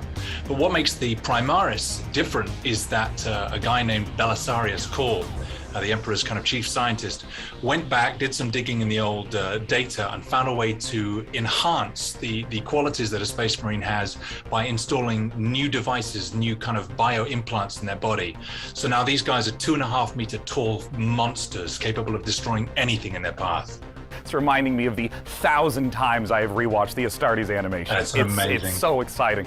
It's so exciting that we now get to be in that position to play that kind of character. And in the trailer, we saw a lot of Tyranids. Are they the main enemy that you're going to be against? And if so, what makes them such a compelling foe? In this particular game, the Tyranids are the main focus, and what makes them compelling is that they are extragalactic locust-like creatures. They've come in from goodness knows where, they spread like wildfire, they devour everything in their path, and they leave nothing in their wake. So one of the great things about the Tyranids is they come in the thousands, and our proprietary engine, the Saber Swarm engine, can deliver these epic battles. Now we will have thousands of Tyranids, and you will rip and tear through them all. I mean, that is so thrilling, because this is the sort of thing that older games couldn't even hope to do. And you're talking a little bit about combat. I know that some of the previous entries were more melee focused. What's the combat like in Space Marine 2? So the combat in Space Marine 2 is a mix of in-your-face melee combat along with some really cool over-the-top weapons. So we looked at the original Space Marine game where it had a lot of this push-forward combat, which has inspired many other video games, but that never stop, never take cover combat is integral to Space Marine 2, along with these really cool, powerful weapons. So you're either tearing up enemies in front of you, or you're blowing them away from the back of the battlefield. It's the best of both worlds. I mean, that sounds so terrific. And I mean, I know you guys are huge fans of the 40K lore, so I'm curious about, in working on this project, what's been the most fun seeing come together? I mean, what's Saber Interactive focusing on right now? Right at the beginning of the project, Tim and I went to the Warhammer Museum, which was an incredible experience. And you go around all these cabinets where these incredible miniatures that have been painted by these masters are arranged in these dioramas. You find yourself kind of crouching down and looking into the ranks of Space Marines that are facing Tyranids or Orcs or whatever. And something that Tim and I said at that moment was, we need to make this come alive. I don't want to look at this, I want to be inside this. I want to be gunning down Tyranids by the thousands. And so seeing that actually happen and come alive has been thrilling. Am I going to feel like the characters in the Astartes animation? Because if so, then I'm buying the game immediately. Even more so, when you're wielding one of those massive weapons and you're faced with 1,000 Tyranids who all want to eat you alive, and you're just letting rip and you can see shell casings bursting out of these massive weapons one after another. The sound, the gameplay, the way it feels is all designed to make you feel like the most powerful warrior in the universe. Well, perfect. That answers everything. Thank you so much, Tim and Oliver from Saber Interactive, for joining us. I can't wait. Warhammer 40K Space Marine 2 comes to PC, PS5, Xbox Series X and S soon. Now next, we have a few more surprises for you up the sleeves of our proverbial power armor. First, Replicant D6's homage to the golden days, or should I say, golden eyes of 90s console shooters, and an atmospheric sci-fi adventure on the Red Planet from Frontier Developments and Kyoken Interactive. Let's take a look.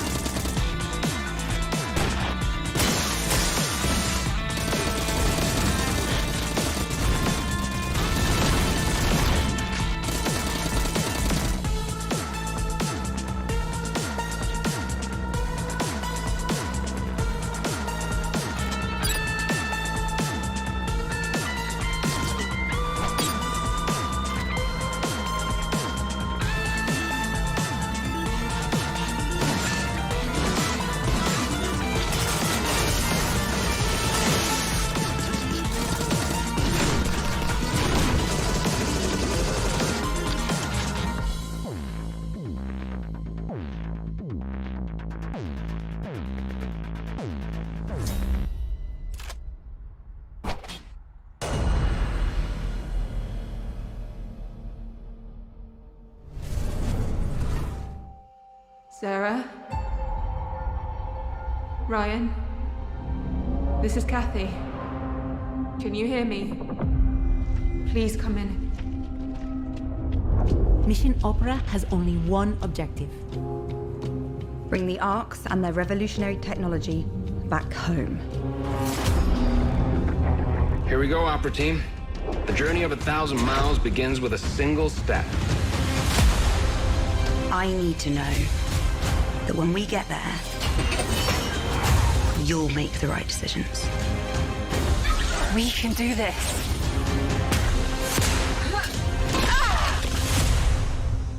What do you expect to find on Mars?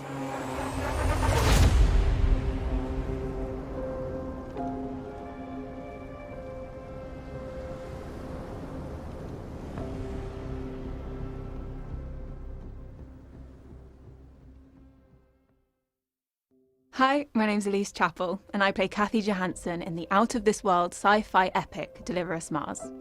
Join Kathy and the crew of the Zephyr on an unmissable adventure as they journey to the Red Planet to recover technology vital to the survival of Earth and humankind. Deliver Us Mars is set to land on September 27th and is available to pre-order now on PlayStation, Xbox, Steam, and the Epic Games Store. Stay a while and listen. To this list of games still to come, the team behind Half-Life Alyx Levitation will put their mod where their mouth is, and then it's paradox time. Not as in us creating an actual time paradox, we're going to show you the latest from Victoria 3. Plus, you can literally scare your entire butt off with the creeping horror of Gloomwood. All this and more in just a moment, but first, a final pop quiz for all you Valorant, CSGO, and League of Legends players. How much has esports revenue increased since 2016? Compass Data Centers wants to hear your guess, and you can scan this QR code on the screen for a chance to win a $500 Razer gift card. Visit gaming.compassdatacenters.com to enter. Alright, and now, back to the show. Up next, we're going to take a look at Stormgate, the highly anticipated real-time strategy game from Frost Giant. Then, our resident RTS addict is going to sit down with some of the game developers to ask the hard-hitting questions like, when can we play this already?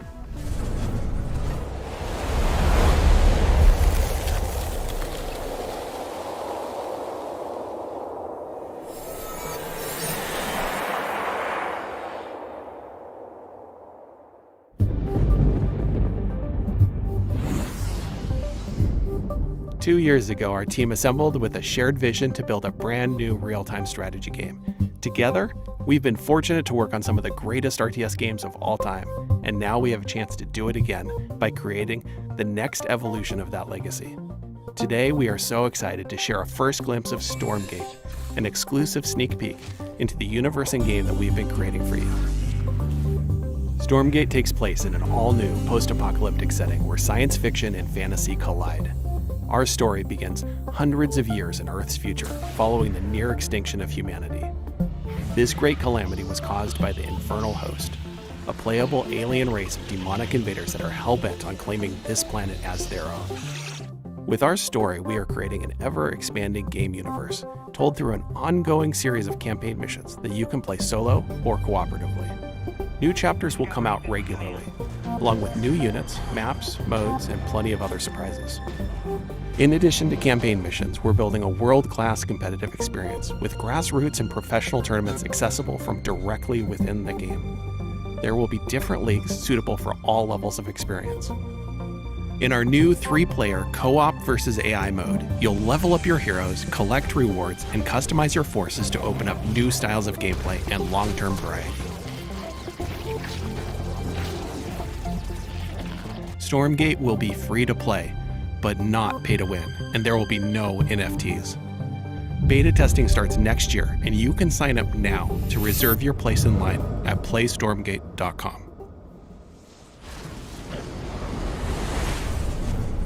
You might happen to know that I'm a huge fan of real-time strategy games. StarCraft is my favorite game. I played it for 25 years. I still play it, and that's why I am so thrilled today to be talking to Frost Giant Studios. They're a group of amazing developers who have worked on literally my favorite games of all time. and we're here to talk about their brand new, free-to-play, real-time strategy game set in a post-apocalyptic Earth. It's Stormgate. And here to talk about it is the CEO and production director at Frost Giant, Tim Morton. Thanks for joining us, Tim. Thank you so much for having me here. I want to know about the world. I want to know about the game. Tell us, what is Stormgate?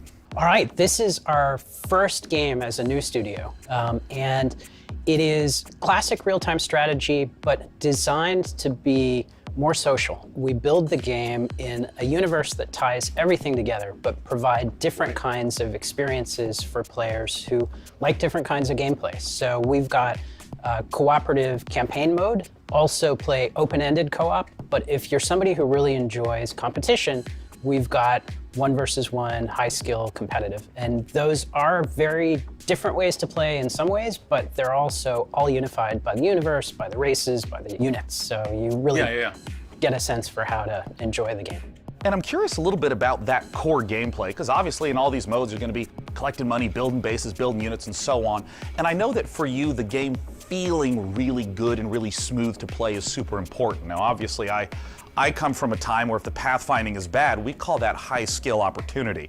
But I mean, how do you think about getting the controls, the motions, just the feel of the game to feel good in 2022?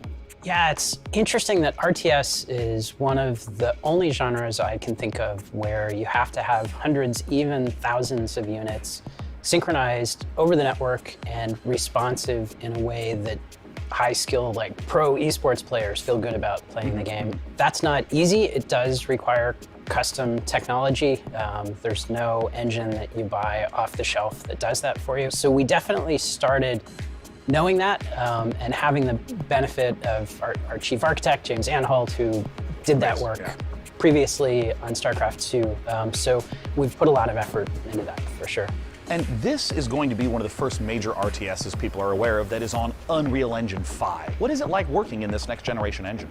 It's pretty incredible how far things have come from a graphics perspective, and I think the art team is unlocked in so many ways by what Unreal provides. So we're very excited. We're still learning everything that Unreal can do for us, but even that first cinematic that we debuted, like, that's done in Unreal. So the high quality graphics that you're seeing are actually coming from Unreal as an engine. So you've talked a little bit about, for new players, making the game feel a little more approachable, a little bit more streamlined, but obviously, StarCraft, real-time strategy, has this astonishingly long history as a competitive game, as an esport.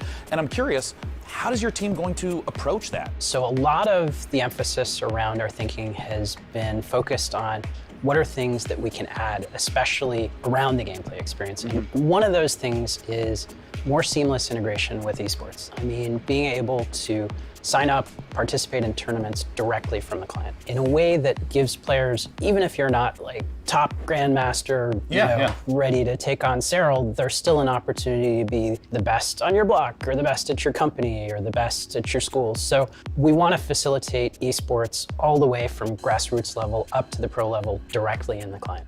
So of course, in the history of RTS games, a really important component of them has always been mods. I mean, Warcraft 3, there's players that didn't even play the original game, they just did custom mode after custom mode. Does Stormgate have modding? How are you thinking about the modding community?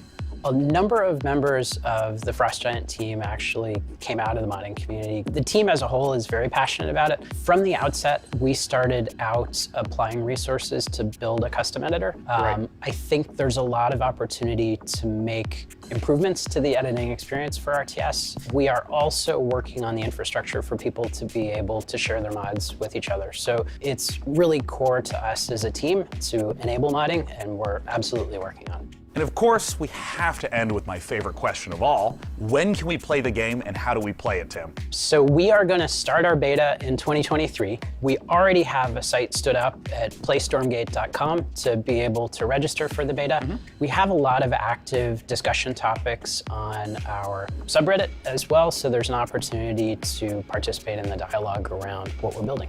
Tim, thank you so much for joining us again today. We just got a chance to talk about Stormgate, the upcoming free-to-play RTS from Frost Giant Studios. I'm personally super pumped to play it, and be sure to check it out at playstormgate.com. Now, Tim, I'm going to do a transition to the next game. Are you ready? It's going to be good. Watch this. It's going to be so sick. Next, we're going to show you Lesara, Summit Kingdom from Quite OK Games. Now, as someone who has spent a medically inadvisable amount of time playing strategy games of all sorts, this looks incredibly up my alley. And it looks a lot safer than my last attempt to create society in the mountains, 2 words to yodeling accident. Let's check it out.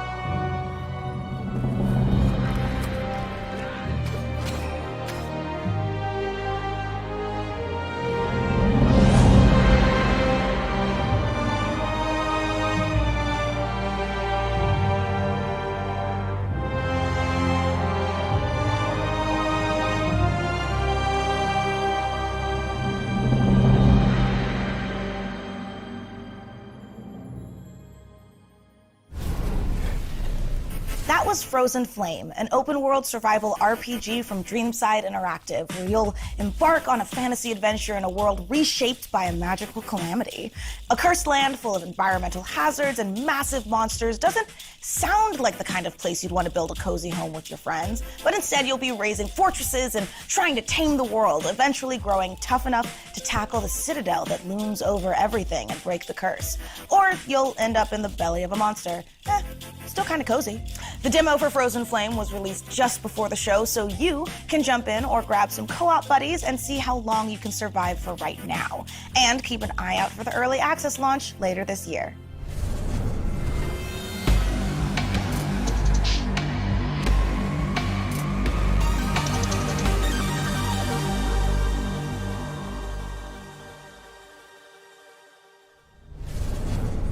If you could listen to the noise of history, then you would hear by the sounds of the Victorian age that the world changed forever.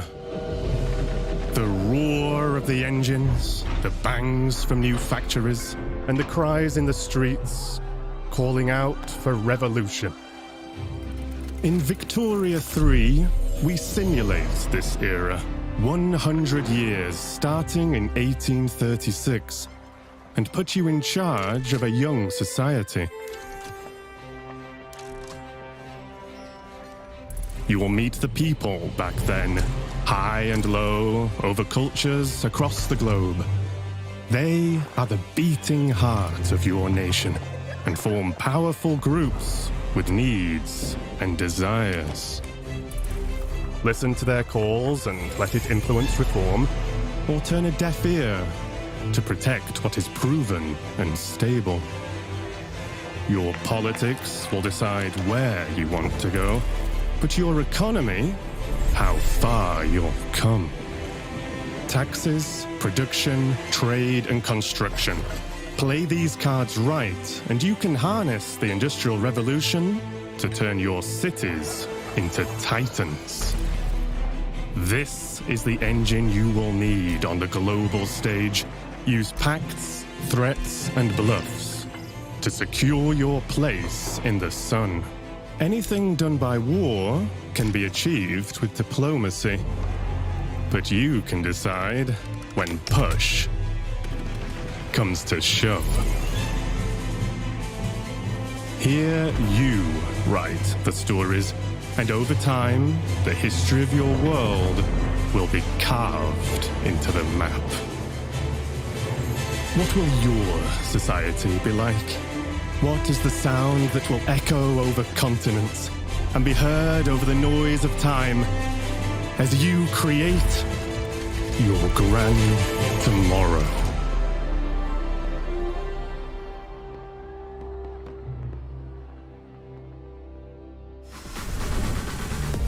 That was the gameplay debut of Victoria 3 from Paradox Interactive, a grand strategy game coming later this year.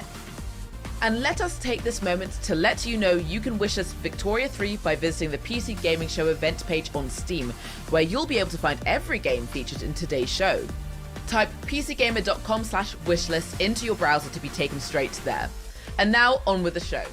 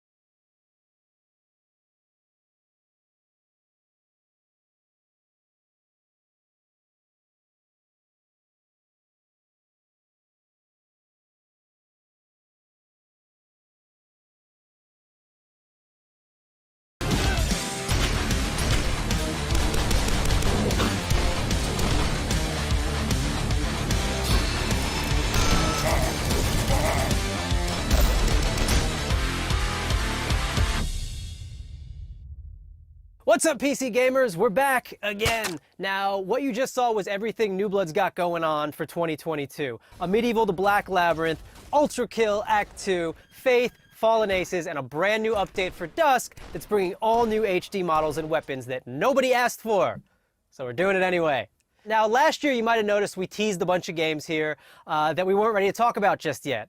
And we're still not ready to talk about those games. But I want to let you know that yes, we're still working on a top-down shooter. Yes, we're still working on a Fallout-style RPG, my dream game. And yes, we're still working on a car combat game. But we're not ready to talk about those games just yet. What I want to talk about is Gloomwood. Now, 2 years ago, y'all straight up forgot to show the Gloomwood trailer. Last year, you bumped me so Gabe Newell could talk about a bunch of demos or some shit. This year, PC Gamer, you promised we would get to show Gloomwood, so I don't want to hear any bullshit. If you're on a Steam Deck ad right now or some shit, I'm gonna... Steam Deck. Powerful, portable, PC gaming. PC Gamer, you see this puppy? I will drown this puppy. I will, if you don't let us show Gloomwood, I am going to drown this adorable... I would never do that. Hi, I love you. So yeah, we good? No. Can we show Gloomwood? Are you sure? Well, all right. It's about time.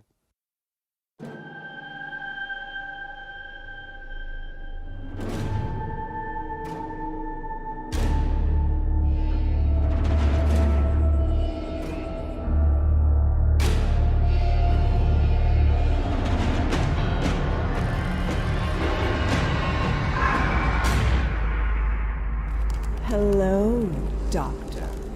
I had hoped for us to meet at my estate. No matter.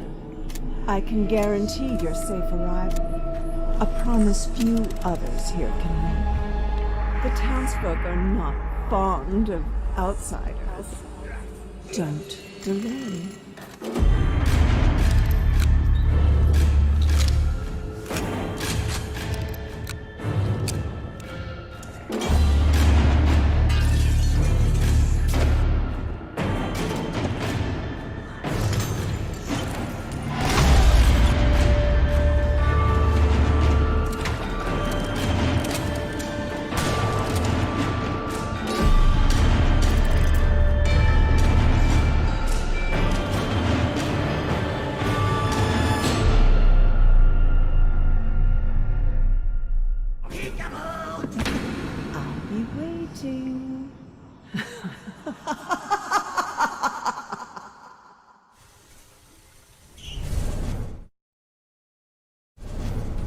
There's only one thing I like more than playing New Bloods games, and that's probably the URLs they make for them. It wouldn't be a PC gaming show without the silliest, most ridiculous website names in human history. Which is why I'm delighted to share that next, we have a group of such games that run the gamut from medieval mayhem to an adorable animal fight club.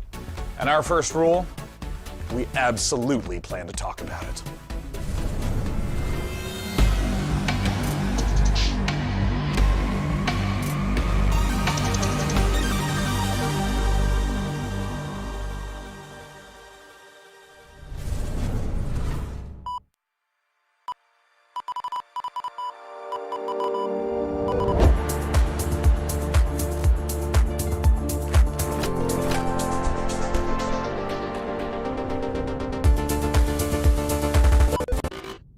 Corrupted what?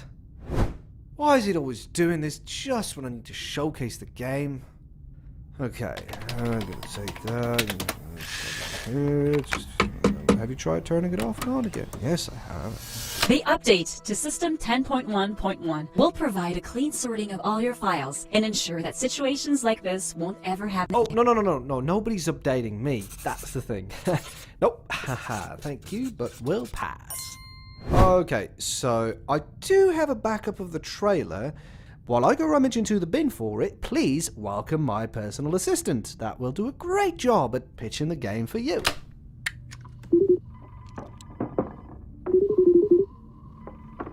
Talk about how cool I am in the story and how funny and witty. You know, just talk about me.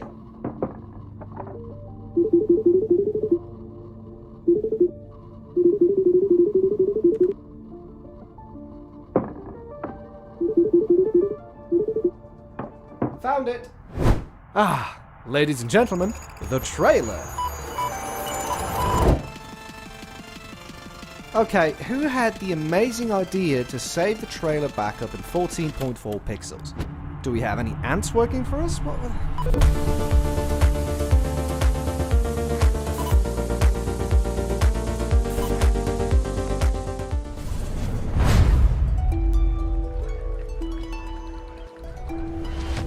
The survival of thy noble family depends on their ability to rule the city, to fight with valor, and to learn.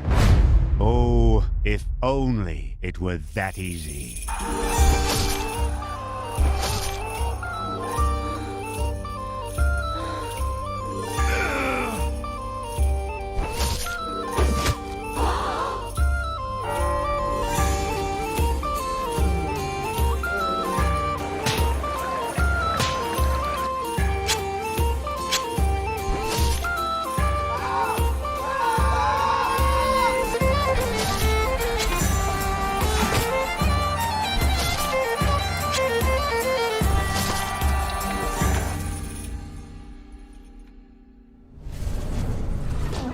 I don't know what you're up to, fuzzball, but back off!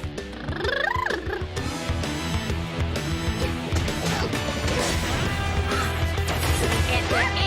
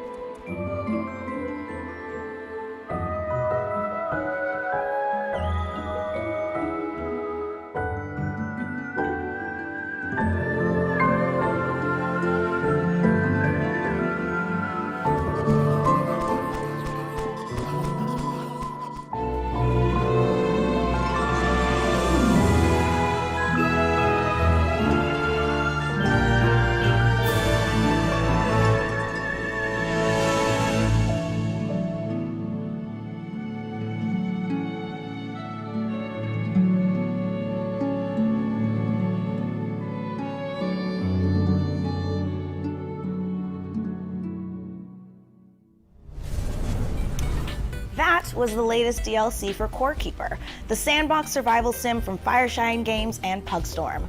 The Sunken Sea Biome update is available on June 15th for all Core Keeper players. Now we have even more twists and turns and trailers, so press enter to continue. Did you press it? I'm gonna go ahead and assume you pressed it. No, but seriously, press it.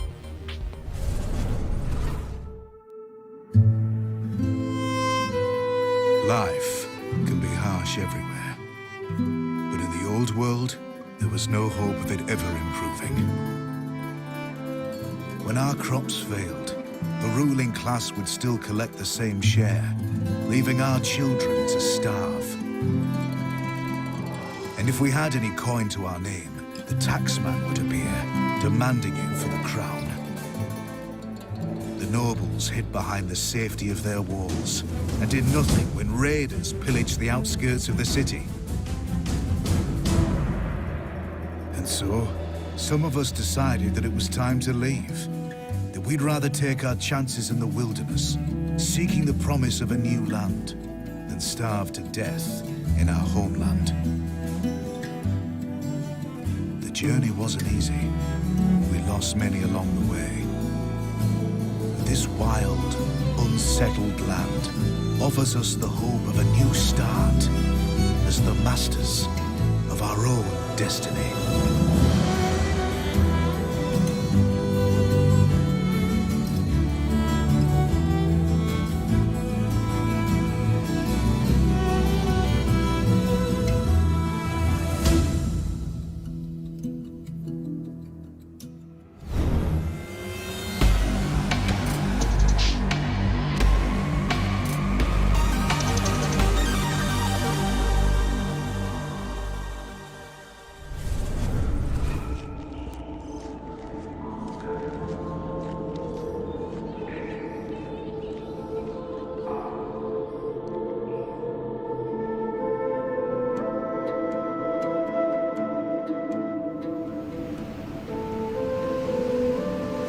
What is below is destined to be understood. Our life depends on the whims of the weather. Our life is tied to this earth. The water we harvest, the plants we grow, the air we filter. Any waste would be fatal to our survival. We must learn to live in harmony with this world. For too long, we have wandered without purpose. From now on, our city will be a source of hope.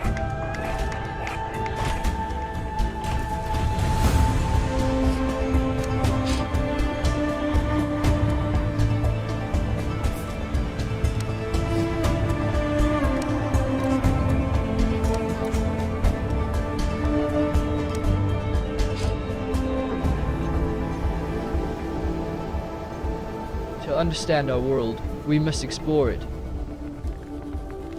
We must find the tablets, the seeds of knowledge that bind all the elements together. To build our survival. To build our city. To live happily.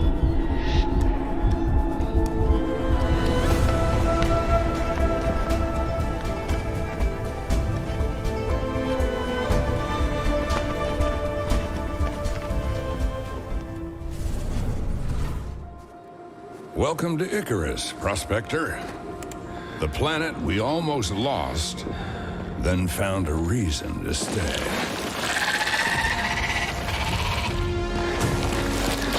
Take it from me, this place wants you dead.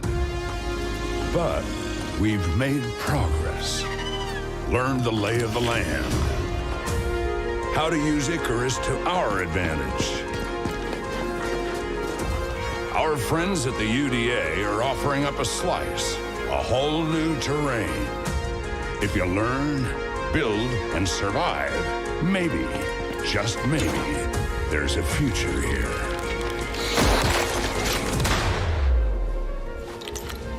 Think you got what it takes?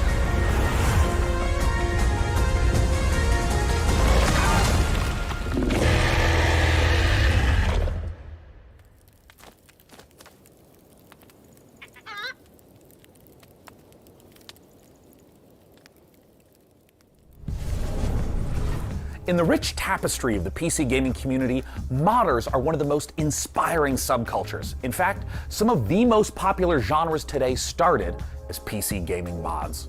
Right now, modders Sean FMP1 Snelling and Corey Latto are making something incredibly special in the form of an ambitious mod for Half-Life Alyx. It's called Levitation. It's an original 4 to 5 hour campaign that builds on Valve's original VR game, Half-Life Alyx. With Alyx searching for a pair of rebels gone rogue, they've discovered a strange floating building in Sector X and decided to investigate it, against orders, obviously, and now it's your turn. Let's go back to the world of Gordon, G-Man, and Alyx with this exclusive gameplay footage. Alex, according to this old Resistance map, there's a control room somewhere outside the building you're in. Sorry if that's vague, the map was drawn using somebody's blood.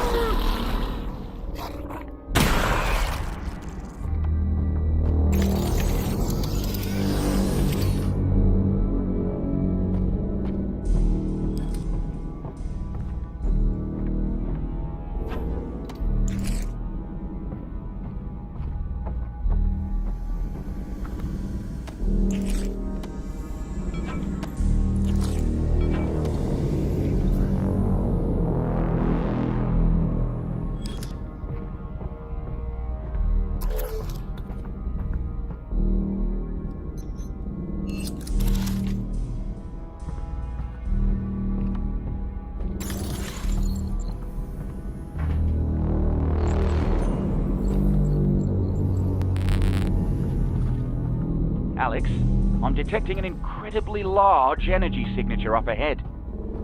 It's probably Gordon Freeman, and not anything bad at all.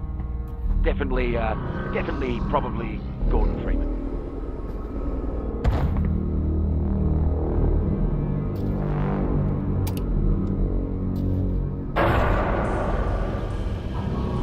Okay, so the plan is to get to that control room and get Gordon. Oh boy.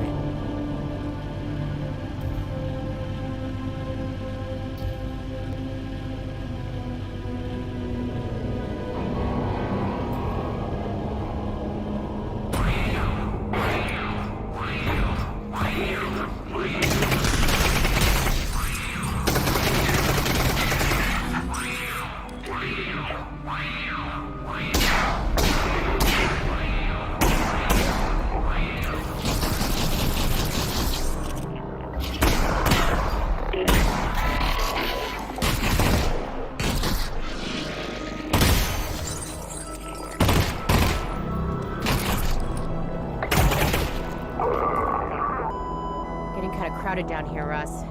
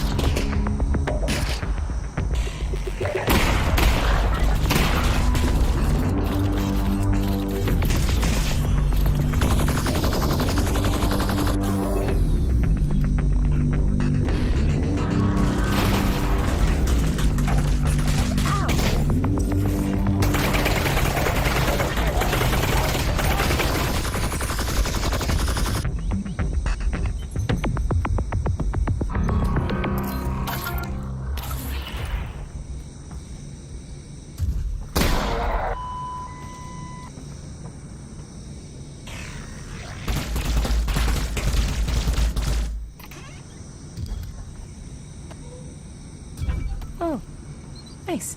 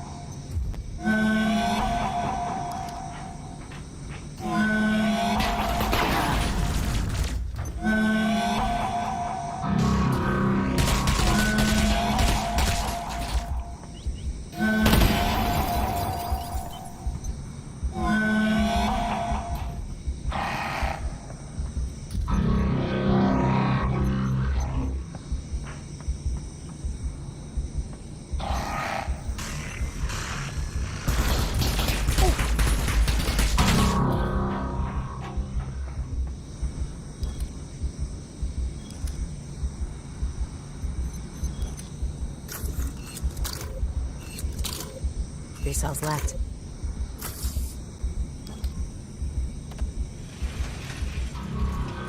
Oh boy.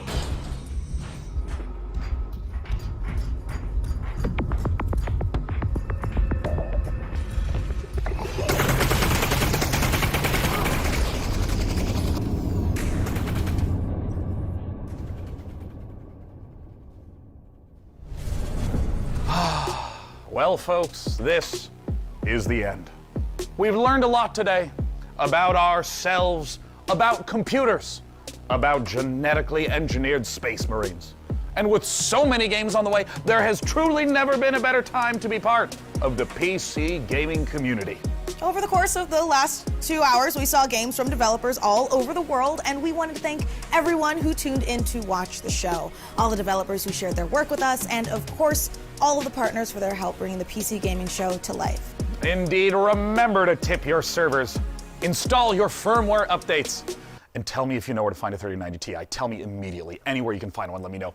And of course, a warm thanks to you again for joining us at this year's PC Gaming Show. It's something I look forward to every year, and we're thrilled that you joined us again. See you next time. Bye-bye. Bye.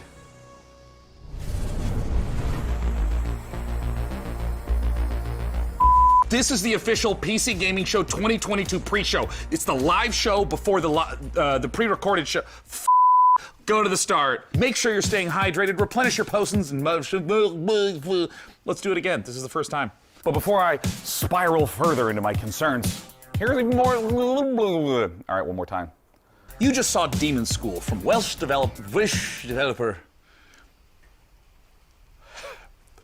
You want perfect? Watch this. So, now they're all rested up. Let's enjoy a slice of that cyberpunk life. We skipped the whole line. The whole line. We have come to the end of our show at long last. With so many, I saw my spit fly out. And I hope I didn't get you, man. Oh, good. And also I ate a Snickers, so I want to make sure there's no just chocolate in my teeth.